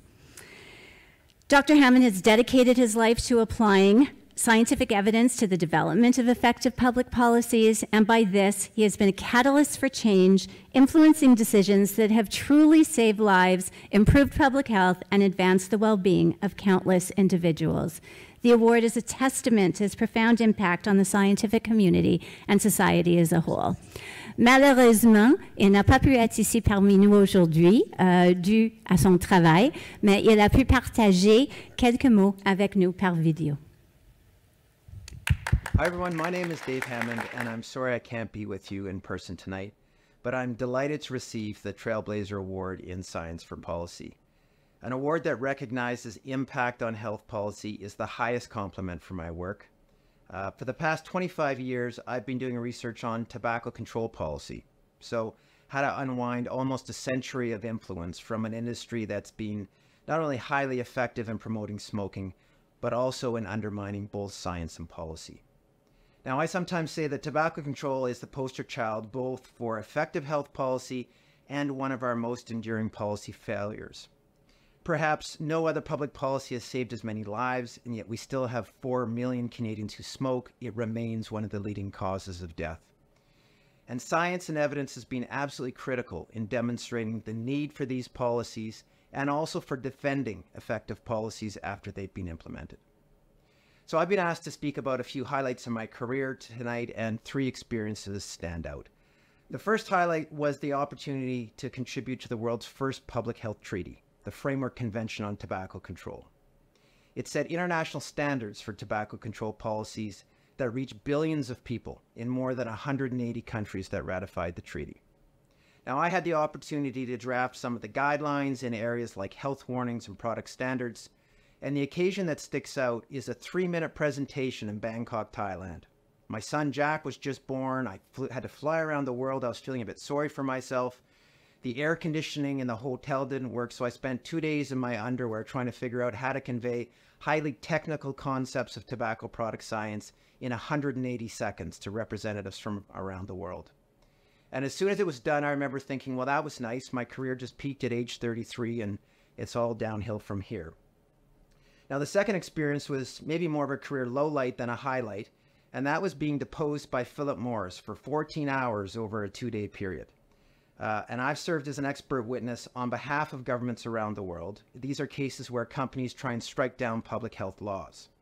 The Philip Morris deposition was a big case. There was almost $1 billion sought in damages. And one of my colleagues who testifies against the industry had some simple advice. He said, get some sleep, eat a big breakfast, and never back down. Now, it was good advice as it turns out. The deposition started with a nice chat about the weather, and it ended with the lawyer shouting at me for more than an hour, why wouldn't I answer his questions, and I felt like I was in a John Grisham movie. And after the second exhausting day, I took out my son Jack for pizza, who was 6 or 7 at the time. And that day in school, he'd learned about the story of Terry Fox, and he told me about how he ran around the schoolyard to raise money. And I actually started to cry at the pizza place. And it's because I was so exhausted, I was mentally spent. But it was also the day that I knew that this would be the direction that my career would take. Now, the last highlight I'll mention is a handwritten letter I received more than a decade ago. So it's fine to feel very smug about working with governments and testifying in court cases, but really it doesn't mean much unless it changes something. And I had received a letter from a woman in New York named Judy Murray, and she'd read an article in the New York Times about a publication of mine, some research. And she mailed me a picture of her tracheotomy, showing the hole in her throat from a lifetime of smoking in her surgery. And she had a terminal diagnosis, and she said she was one of the few survivors in her support group. And she wrote to thank me for the work that I was doing. And she told me that she had pictures from the health warnings on Canadian cigarette packs on her fridge. Those were the warnings that I was helping to study in my research. And she put the pictures on her fridge for her kids, but she also challenged me to do more. Now, I'm pretty sure that Judy isn't alive anymore, but I keep her picture in my office to remind her why we do the work we do. Now, looking back, tobacco control research was a baptism of fire for my own training. But, there's always been a strong consensus about the need and the spirit in the public health community. I now work in other areas of substance use policy that are less equivocal. I work in contentious areas like e-cigarettes and vaping and trying to balance what these products may be able to do for smokers while protecting young people, right at the point where we're about to close the door on tobacco use among Canadian youth. I also look at things like legalization of recreational cannabis. Do we have more people using cannabis because of legalization? Has it reduced the illicit market? How many stores should we have? How have the products changed? These are questions about a broader conversation we're having in Canada about the role of substances. How do we minimize the harm from drugs, both among people that use them and among young people who we're trying to protect? What's the right level of regulation? Science and unbiased evidence will always be important to inform decisions. Just to wrap up, a couple quick thank yous. I was blessed with wonderful mentors, people like Jeff Fong, Roy Cameron at the University of Waterloo, who've always been generous with their ideas and support. I've also been lucky to work with many great non-governmental organizations, NGOs.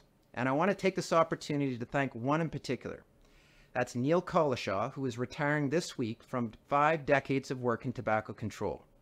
Neil used to lead tobacco control program at Health Canada. At the time when many cabinet ministers smoked in their office, we had separate smoking sections in airplanes. Neil also led tobacco control at the World Health Organization and has been with Physicians for a Smoke-Free Canada for decades. Now, I had the good fortune of sitting next to Neil at one of the first meetings I attended as a fresh new graduate student. And not long after, Neil said, "Here, you might want to read some of these internal tobacco company documents on their secret science, how they designed and tested cigarettes." Those documents taught me more than any course or textbook. We ended up writing a paper together in the Lancet Medical Journal, and it really helped launch my career.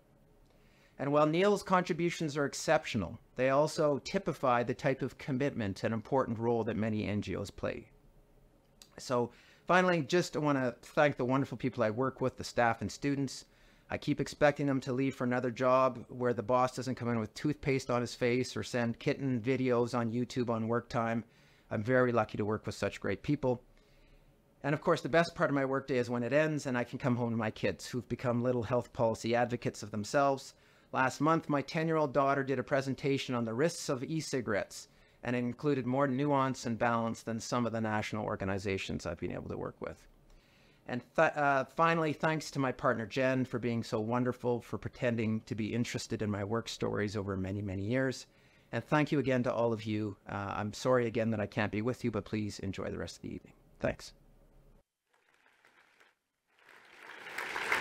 The next award is for the Trailblazer Award. And to introduce this award and to help award it, we have Mehrdad Hariri, and we would also invite the Honorable Greg Fergus to come up to the stage as well to hand out the next award, please. Thank you. Yes, Lord, thank you.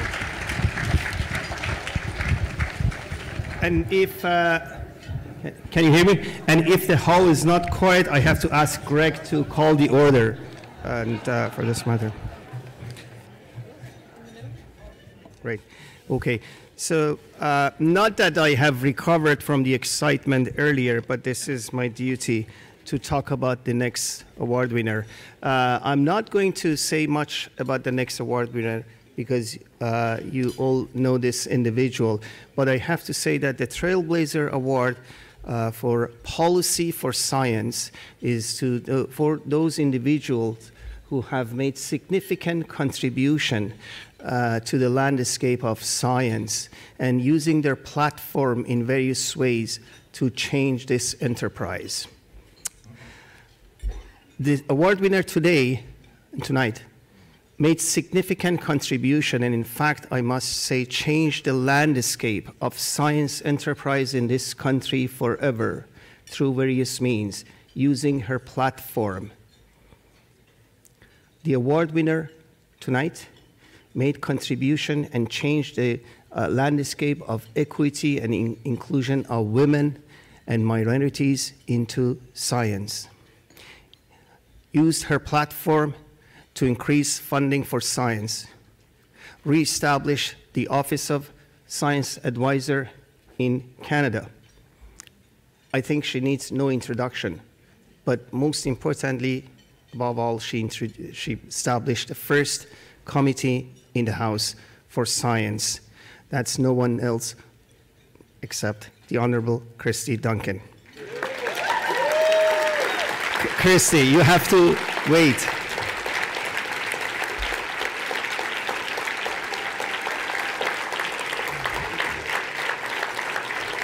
I told you, no introduction needed.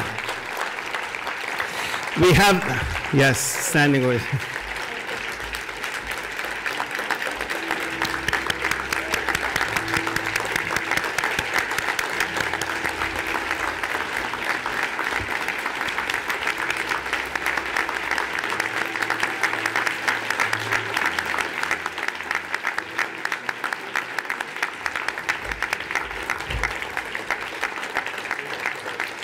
She will come to the stage, but before that, we have a surprise video clip for her and for you. It's worth watching. Please play the video. Thank you. Good evening, everyone. My name is Kirsty Duncan, and I want you to know I'm absolutely humbled to be before you today as Canada's new minister. It's been a whirlwind of briefings and meetings with the scientific community and stakeholders, and it's only been 3 weeks. As a former scientist, I want you to know, I mean, my life has been the intersection between science and policy. As Minister of Science, I pledge to do everything in my power to build momentum. Chers amis, je crois que nous avons une excellente occasion de réaliser une vision qui montre le Canada comme un champion de la science et des chercheurs à l'échelle internationale. The CAP will also ensure greater diversity in chair positions. That means more women, Indigenous peoples, visible minorities, and those with disabilities in the sciences. I fulfilled my top mandate commitment by naming an extraordinary woman, an extraordinary scientist, an extraordinary Canadian as our new Chief Science Advisor. Dr. Niemer, would you rise to be recognized? Science and research will now have a permanent place where issues that are important to the research community, Canadians, and the future of the country can be studied. It's a place where scientists, researchers, and parliamentarians can get to know one another, and where parliamentarians can get a better understanding of science and research. And parliamentarians are going to be able to learn about Canada's research strengths in areas like computer science applications, fuel cells, neurodegeneration, personalized medicine, the list goes on. I wanted scientists, researchers, and students to have a key to the people's house, the House of Commons. So today in Canada, women earn about getting close to half of the undergraduate science degrees. That's good news. They earn about a quarter of the engineering degrees, so there's some work to do there. And as you move to master's and doctoral level, the numbers decrease further. In Canada, women earn about 33% of the doctoral degrees in science, compared to 49% in the UK and 46% in the US. If we look at the STEM workforce, in 1987, women accounted for about 20% of the STEM workforce. Today it's 22%. I don't think any country can afford to lose half of its talent. I'll speak very personally for a moment, and it's something I don't often do. I loved my job. I loved research and I loved my students. Was I asked at departmental meetings when I planned to get pregnant? Was I paid in the bottom 10th percentile? And when I asked how this could have happened, the answer was, well, you're a woman. I spent 25 years of my life fighting so that young women wouldn't face the challenges I did. I always told my own students, impossible is nothing. Impossible is a dare. We 3 young women scientists are here, and it gives us a great pleasure to introduce you a champion. A champion who is not only a successful politician, also a great scientist and a great voice for women in science. She inspired me when I met her in CSPC back in 2016, when she strongly stated, impossible is nothing. Impossible is just a dare. The fact that both our Minister of Science and our Chief Science Advisor are women tells me that doors are opening for women in science in Canada. And to those 2 women, I say, please hold the door. And I know that behind every woman scientist who is successful, there is a hero who is holding those in power accountable. So for now, let's extend a really warm welcome to our champion, the Honorable Kirsty Duncan, Minister of Science.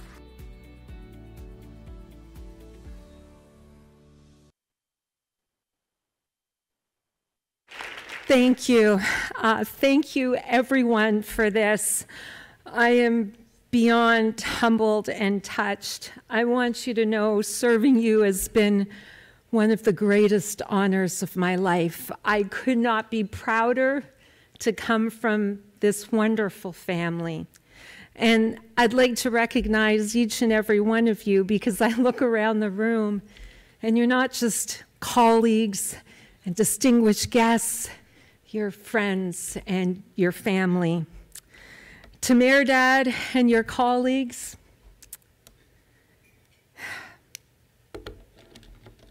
it's been a wonderful night. 15 years. Mayor Dad, that's testament to your work.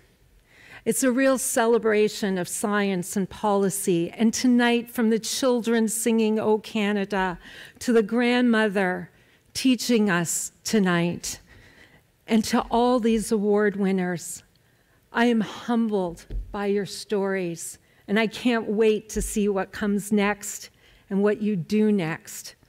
Thank you for your gifts.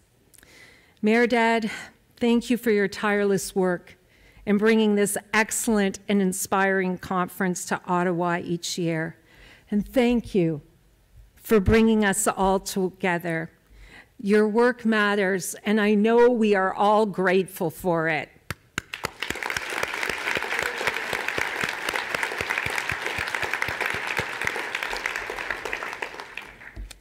To all of you, how many more things could I drop? Now they're taking them off.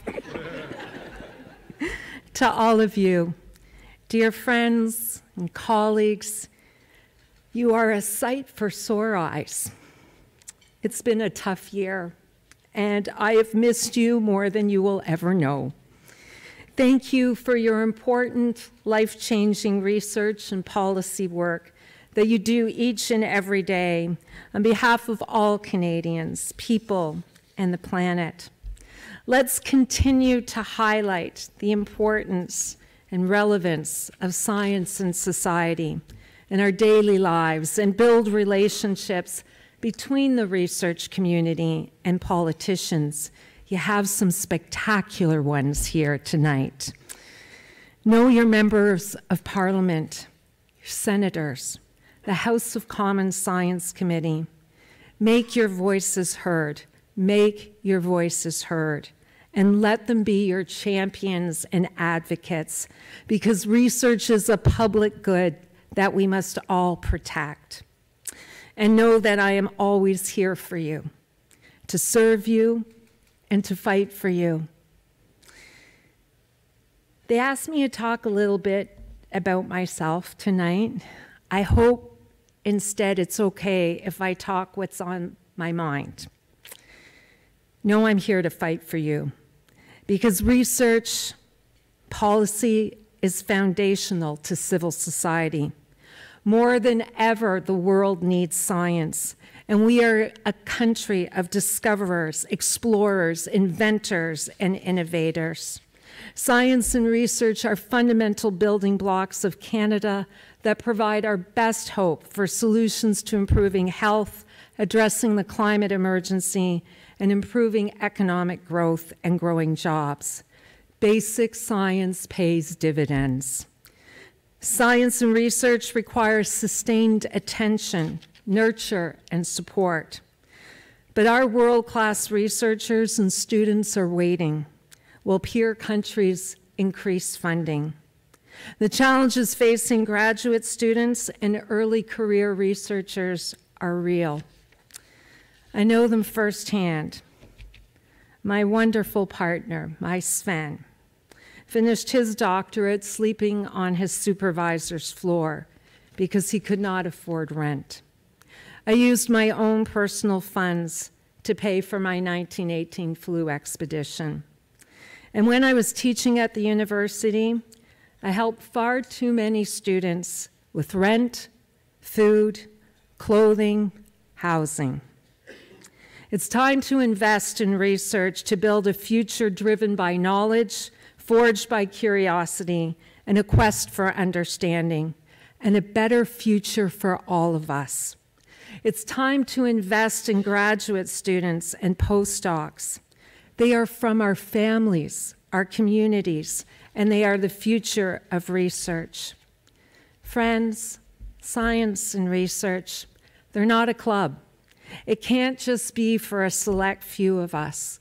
Science is for everyone, for all of us. Let's make science better by inviting everyone into the classroom, the lab, the field, the president's office, the public service, and Parliament. I'll finish by speaking directly to early career researchers. I want you to know that we see you. I want you to know that we hear you, that we see your creativity, intelligence, and incredible potential. Dare to dream your greatest dream.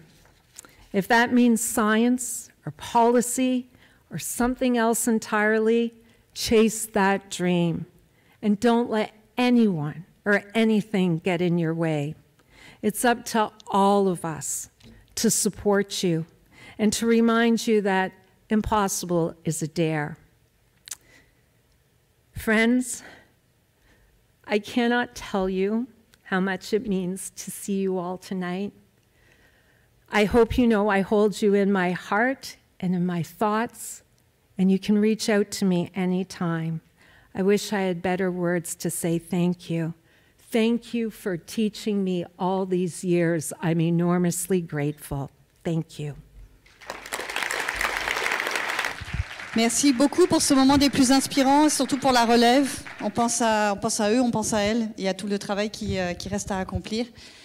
And now it's time for the Lifetime Achievement Award. C'est maintenant le temps de remettre le prix d'excellence pour l'ensemble des réalisations en politique scientifique. C'est le temps de parler du travail d'une vie au complet. C'est assez sérieux. How can you possibly put a lifetime? Can you imagine a Lifetime Achievement Award? Truly, it's so this award, if anyone's wondering what it means to have a Lifetime Achievement Award, it recognizes an individual who has made significant contributions to science and innovation policy and who throughout their career has championed and inspired the science and innovation policy community in Canada. Et pour remettre ce prix, pour présenter ce prix, j'invite la présidente du conseil d'administration du CPSC, Janet Halliwell, à partager avec nous quelques détails sur cette catégorie de prix et à annoncer le lauréat. Merci beaucoup, Madame Halliwell. Merci.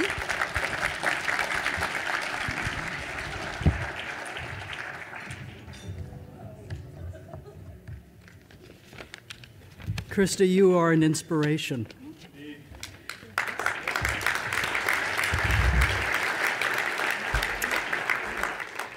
So colleagues, ladies and gentlemen, esteemed guests, members of the science, technology, innovation community, today is a momentous occasion for many reasons, but particularly right now as we gather to honor a distinguished individual whose lifetime of dedication and contributions have forever impacted the fields of medicine, science, and research.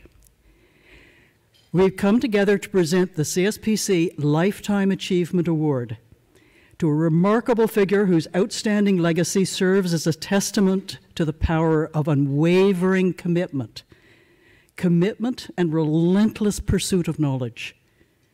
This award acknowledges a lifetime of dedication to the betterment of humanity through his medical, scientific, and policy endeavors.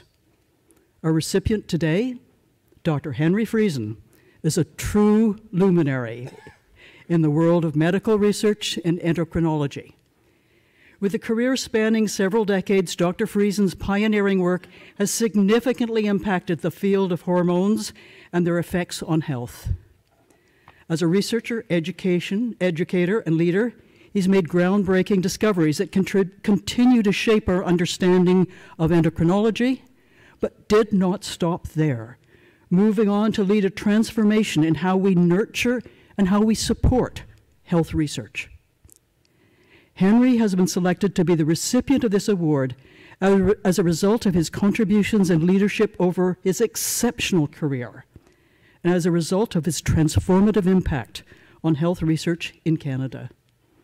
And I was able to share just a few months of that transformation with Henry. Beyond his stellar research career in endocrinology is his selfless dedication to effecting a paradigm shift in our thinking of medical research from disease to health. Fundamental difference. He triggered a broader vision of the types of research critical to improving human health and health system effectiveness. It was under his visionary and tenacious, and I mean tenacious, leadership that the Canadian Institutes for Health Research was created, a novel funding structure embracing and integrating biomedical, clinical, health services, population health research, the human dimensions, as well as the biological. He has been the author of profound changes in the policies and management of health research in this country, building new institutions, including his instrumental role in establishing Genome Canada, forging new partnerships, setting the conditions for deeper and more meaningful collaboration of academia and research users. Henry, you are an inspiration to us all. Throughout his illustrious career, Dr. Friesen's work has been recognized with numerous awards and honors. Of course, we think CSPC is a particularly special one. He is a fellow of the Royal Society of Canada and a companion of the Order of Canada, among many other accolades. So let's watch a short clip of Dr. Friesen. The CSPC Science Policy Lifetime Achievement Award recognizes outstanding individuals who have made significant contributions to science and innovation policy throughout their career, and have championed and inspired the science and innovation policy community in Canada. I'm gobsmacked. Ou en français, on dit je suis gobsmacked. I am honored that the CSPC has selected me to receive this magnificent award. And talk about a bolt out of the blue. What a surprise. And my only regret is that it's hard to do justice to this humbling occasion while staring into a laptop monitor rather than being among you in the flesh and blood, as it were. And it's very ironic because we're finding that the solutions to the problems that we face, many of them are, the answers lie right at home. The answers lie in our culture. So we're finding our culture is the medicine that we seek.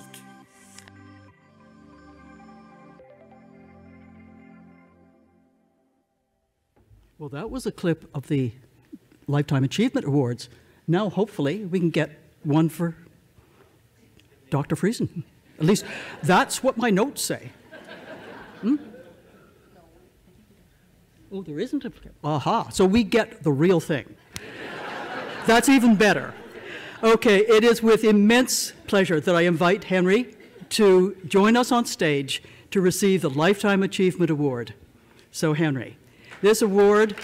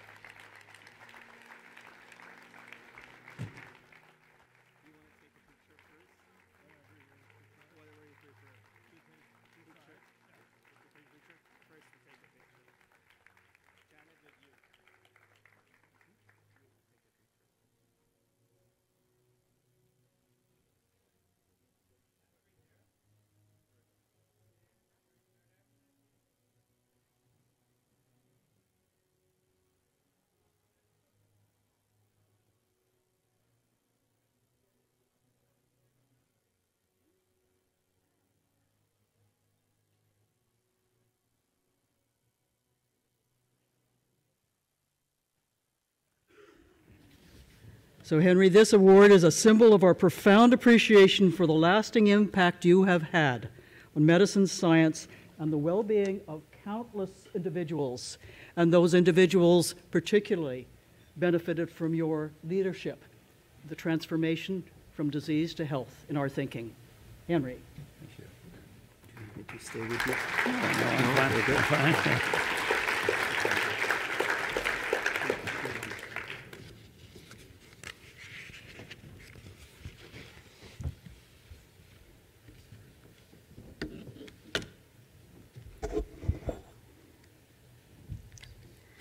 Before I begin my remarks, I must say to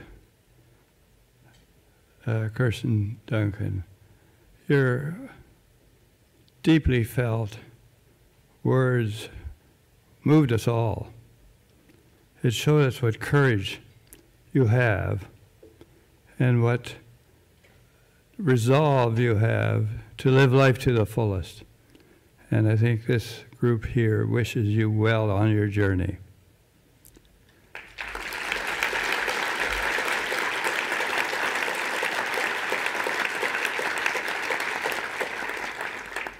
And I am deeply grateful to the CSPC for honoring me with this award. It's so meaningful, so very special. I really am truly humbled. In accepting this award, I do so fully aware that so many colleagues, co-workers, students, government officials, ministers provided invaluable advice and support at different times throughout my career. And my heartfelt gratitude is extended to them all. Tonight, two perspectives inform my reflections. The first, and I've characterized it as two bookends. The first, it was penned by Tennyson, who had Ulysses say, "I am a part of all that I have met, yet all experience is like an arch, through which gleams that untraveled world, whose margins fade forever and forever," a bit like a kaleidoscope with each movement. And that was a constantly changing world that I traveled, beginning with the time when I graduated from medicine in 1958, a 65-year journey on uncharted vistas. And the second perspective is that of the wise philosopher Kierkegaard, who noted that life can really only be understood backwards, but truly is lived forwards. And tonight I want to look backwards somewhat, but tell you that the life forward is going to be even more exciting. And I look backwards, I recognize that key pivotal moments, life-changing experiences, altered that ever-changing landscape. And in the first phase of my talk, I want to talk about my untraveled world that began in endocrinology, a chosen field. I had imagined when I entered medicine I might be a family doctor, much in need today, but there is still need for endocrinologists as well. I moved to Boston to engage in my initial studies. It was a simpler world, simpler time. Imagine, not a single hormone could be measured in blood at that time. Clinical diagnosis depended on careful observation and deductive reasoning, but it was in early, mid-1950s that Burson and Yallow at the Bronx VA hospital developed a new technique, a radioimmunoassay that allowed the measurement of small amounts of hormones in small blood samples, and that forever changed the landscape of endocrinology. And I was part of that early excitement. We learned about new hormones. In the lab that I trained, growth hormone, human growth hormone, had just been shown to actually be effective in stimulating growth in children who were short. And so when I moved to McGill to take up my first faculty position, I continued my studies on the pituitary and had the great joy and good fortune to discover the hormone human prolactin, a hormone that the experts thought doesn't exist. It's not possible, but it really was. It was there. And with the development of the radioimmunoassay, we very quickly defined the change in the role of prolactin in health and disease. Discovered that in these samples, that many of which were sent from all over the world, that we could define the small changes. If the normal level in women, men is in the neighborhood of 20, we saw these levels in some women at 100, 300, 1,000, 10,000, and inevitably when the prolactin levels rose, the women were infertile. In fact, 20% of women who were infertile had elevated levels of prolactin. And as good luck would have it, surprisingly, almost at the same time, we, working with a pharmaceutical company, discovered that a dopamine agonist would shut off this excess secretion. Prolactin levels would return to normal, and the woman's cycle would begin, and if pregnancy was desired, would inevitably occur within 6 months. An example of the collaborative effort that took place was when I was called over to my office one day to be introduced to 5 Alitalia flight attendants who came over with 300 or 400 samples of blood carefully collected by Professor Carenz at Rome University with a request letter, would I please measure prolactin in these samples, and which we were able to do in short order. And from that emerged a friendship and a collaboration that lasted many, many decades. And immediately we were able to define the prolactin changes that occur during pregnancy. And so the fog and mystery of the untraveled world of prolactin came into focus. What was previously terra incognito was now translated into the scientific basis of clinical practice. And I'm pleased to say that 50 years later, more or less, the guidelines that we wrote way back then still operate today. Unfortunately, time doesn't permit me to chronicle all the many rewarding experiences I encountered and enjoyed at the University of Manitoba while I was there some 20 years. With perhaps one exception, I had a small advisory role to play in the siting of the high-level containment facility, the National Microbiology Laboratory, which had been decided should be located in Winnipeg. And I could see across from my office this asphalt mixing plant, the city mixing plant. I drove by one day and with my fellow commissioners who had been asked by the Honorable Jake Epp to give them advice on the site, we readily agreed this would be ideal because it was in juxtaposition to the Health Sciences Center. And the mayor, upon meeting with us, received our advice because we had advised him it would be the right thing to do for the city to donate the land to the federal government. Doesn't happen often that way. But he did, and that's the site of the National Microbiology Lab, which was the first to, with Mark O'Mara in BC, decode the first SARS virus, and the first Ebola vaccine, which actually was flown to Liberia and given at the last minute at death's doorstep to a doctor, and you may have seen his picture on the national news in the U.S. within hours of receiving the ESMAD vaccine, the antibodies. He recovered fully and was able to fly back and walk when he got off the airplane. Amazing story.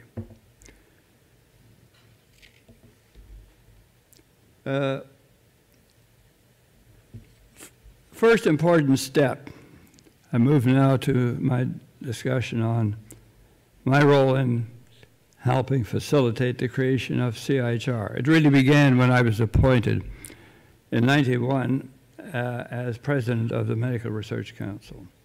And the first major step I undertook was to engage in a national consultation, the strategic planning process, which ultimately yielded a strategic plan carefully written with elegant prose by the late Professor Michael Bliss. And the first priority identified in this plan was the MRC will embrace the full spectrum of health research, an early harbinger of the changes to come in the untraveled world leading to CIHR.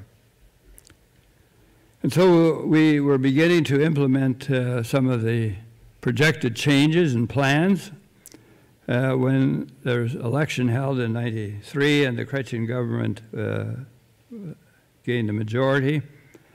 And soon after taking office, recognizing the desperate financial situation of Canada, Minister of Finance said, we're going to attack this deficit come hell or high water. And major reductions of all programs across government were imposed, including of the 3 granting councils over a three-year period. This was a very difficult adjustment for all of us. But finally in '97, there was a promising signal that the belt-tightening phase perhaps was over, with an investment of $800 million in the newly created entity called Canada Foundation for Innovation. I was part of that deliberative group that outlined some of its programs, but the final budget reductions in the 3rd year were still in place, and we were really facing a decision by the council whether to cancel whole programs that were supporting young people. It was a desperate time. I felt that it was important for me to try and speak to Mr. Martin directly to advise him of the serious effects the budget reductions had on health and medical research in Canada. It was a crisis. How would I reach Mr. Martin?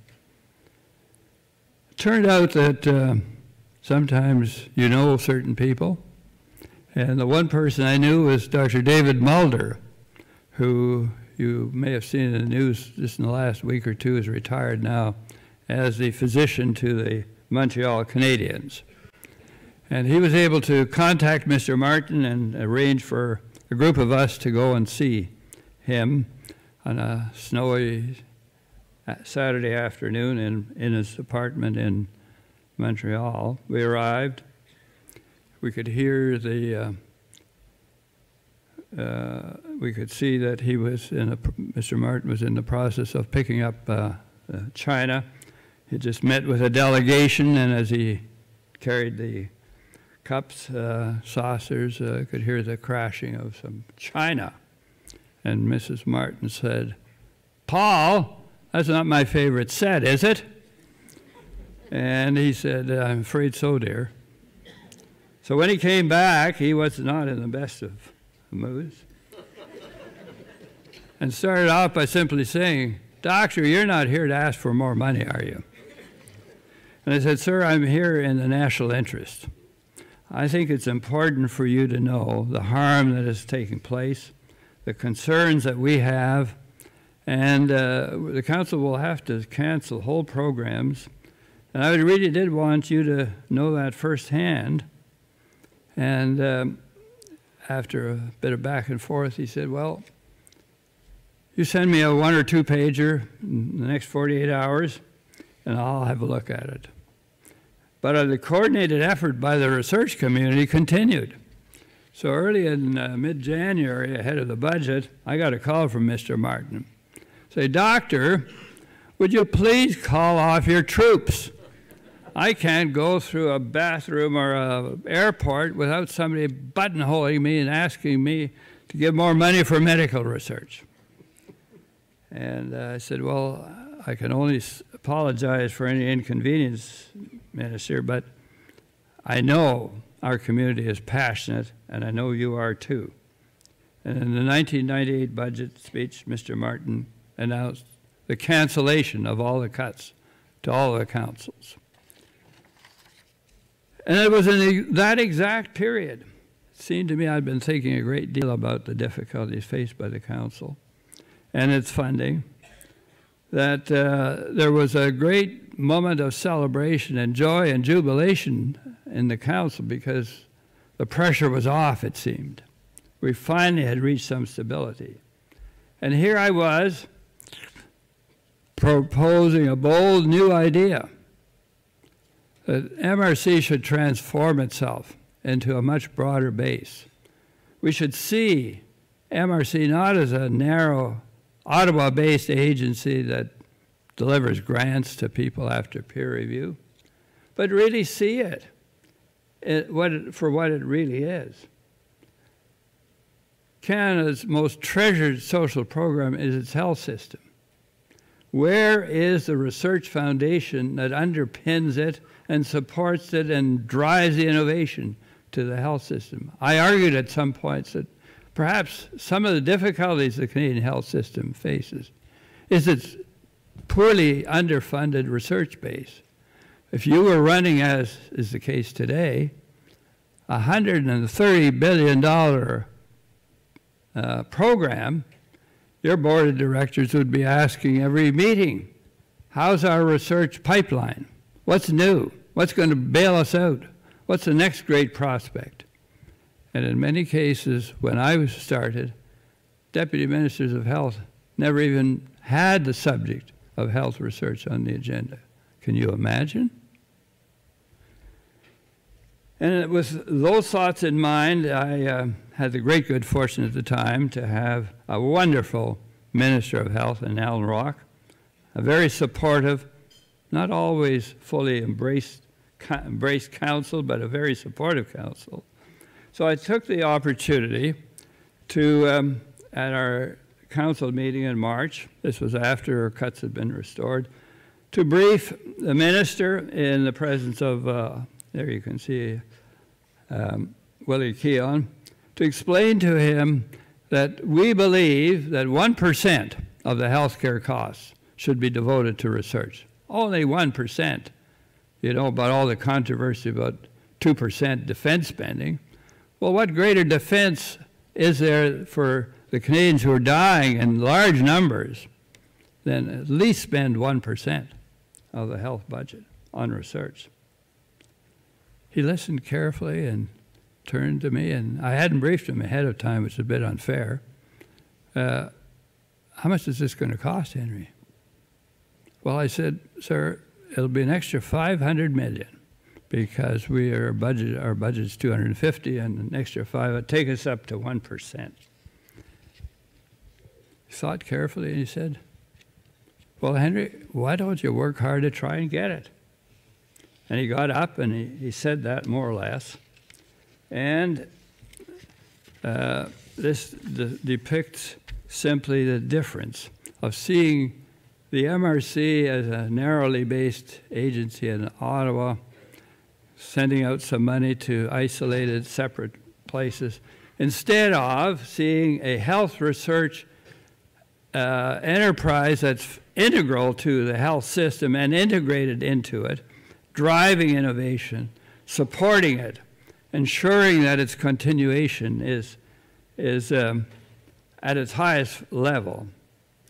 And so then we interviewed Joan Bryden of the Ottawa Citizen, and to my horror, the next week on the front page, July 2nd, was this wonderful title, headline, Rockey's $500 million plan to boost medical research.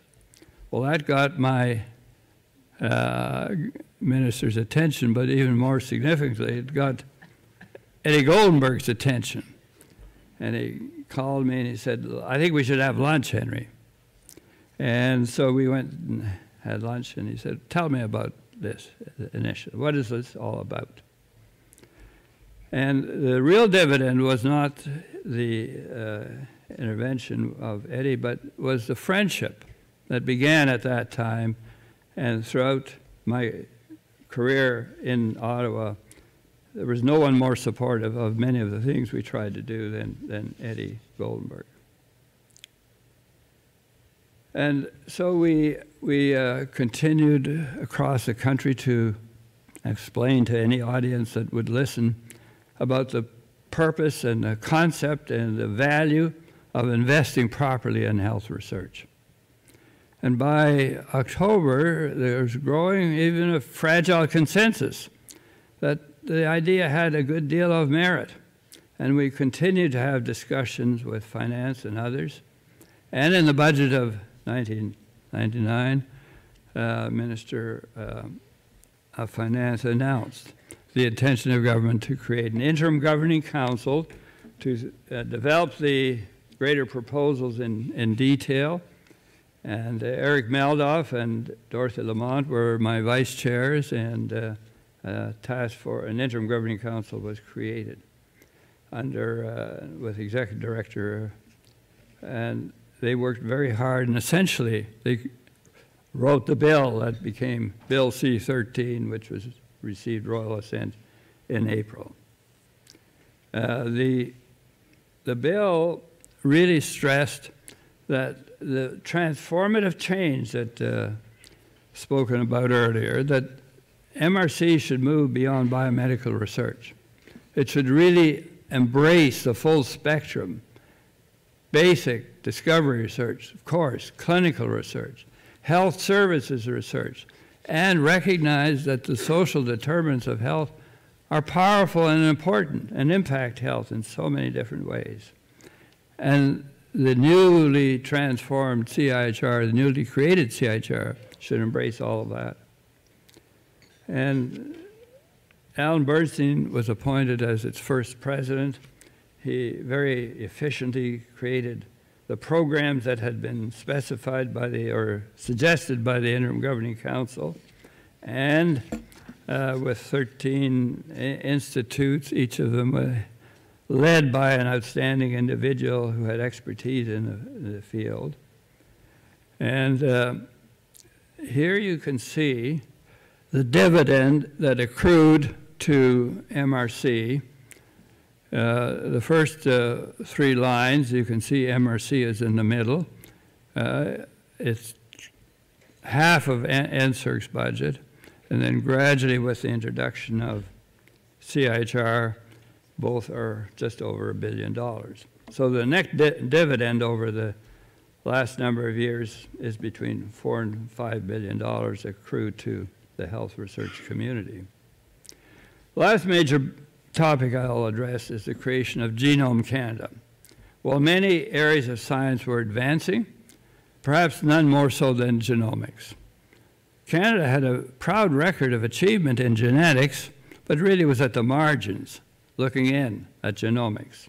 And many of us spoke to Kevin Lynch, who was the Deputy Minister of Industry Canada, and he in turn recognized its importance and appointed a task force led by Martin Godbout, who became ultimately the first president. The memorandum to cabinet was written by Christine Nymark. And in the pre-budget period, Alex McKenzie and I approached Scott Clark, at the Deputy Minister, who was the Deputy Minister of Finance, to make the case for the importance of funding genomics. As we entered the office area, I was somewhat taken aback when he shouted rather loudly, "Lock the vaults, freezing is coming." And then we proceeded to make our case. And in the 2000 budget, Genome Canada was created with the support of $160 million. A phone call informed Marc Lepage, who was vice president, that the check was not only in the mail, it was in Industry Canada's office. Would he come up and fetch it? And he rushed up there on Friday afternoon, waiting for the secretaries to get their petty cash, and then signed off for the $160 million check and ran down Spark Street Mall to make sure it got into the pouch at the Royal Bank so it would gather interest for the weekend. And under Martin Godbout's leadership as president, 6 regional genome centers were created, and the charge, the mandate to Genome Canada was that Canada should be a world leader, not just a bit player, a world leader broadly in health, environment, agricultural, forestry, fisheries, as well as to address ethical legal issues. The response was extraordinary. We had over $1.5 billion of requests for proposals. What to do? Well, we knew the familiar track. We went to see the deputy minister, and he in turn agreed we should see Eddie Goldberg. And I went over with Martin Godbout to make our case. Eddie had regrettably and sadly had fractured his leg a few months earlier, and he was still on crutches. And as a physician, the first thing I asked was, "How's your leg doing, Eddie?" And he kind of said, "Well, you have a look." And he rolled down a sock, and I palpated the area, and it was pain-free. And I said, "I think you're going to ski by the end of the season." And he was so delighted with that. But he said, "Now, what are we going to talk about?" And he said, "You know, I don't write checks." And I said, "I'm fully aware of that, but I know very well that you influence people who do write checks." And the next check arrived, $140 million. So Genome Canada in the first 2 years was started with $300 million. And overall, by now, they've invested over $4 billion in genomics in this country. Just think of it. The cost of decoding the human genome was $3 billion. Took 8 years. Today, you could do it in a few days.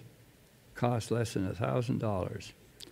And as my travelogue comes to an end, I wish to acknowledge with a profound sense of gratitude and wonderment the rewarding, exhilarating adventures I've experienced in my journey through the untraveled world that lay ahead of me in '58. I agree with the words of Ulysses. I am a part of all that I have met. And in case you haven't seen a check for $140 million, here it is.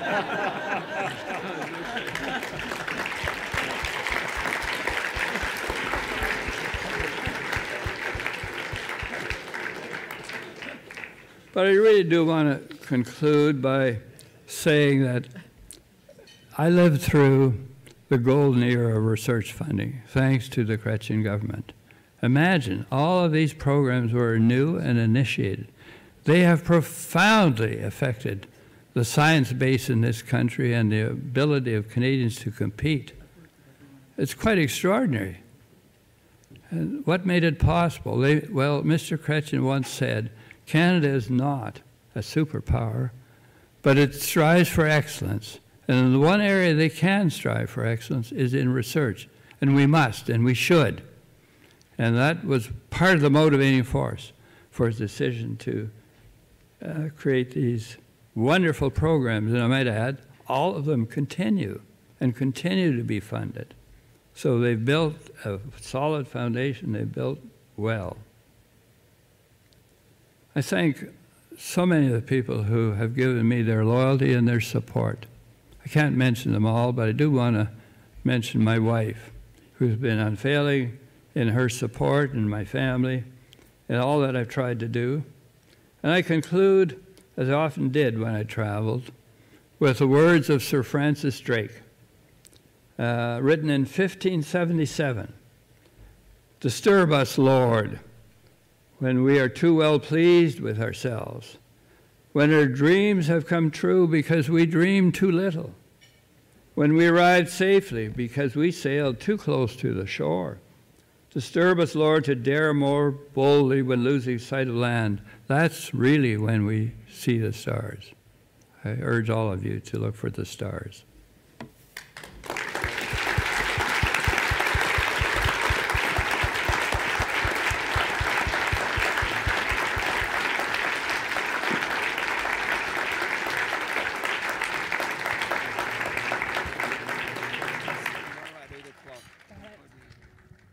Thank you, everyone. Thank you, Henry, for your lifelong dedication to advancing medical knowledge, your tireless work, and your legacy, which is a beacon of hope for the future of research, health research, etc. We're Immensely grateful for your contributions. So I will pass this back to our great MCs. Thank you very much, Janet. Merci beaucoup. Merci. Julie, that is what a lifetime of public service, thoughtfulness, and dedication looks like. I'm inspired.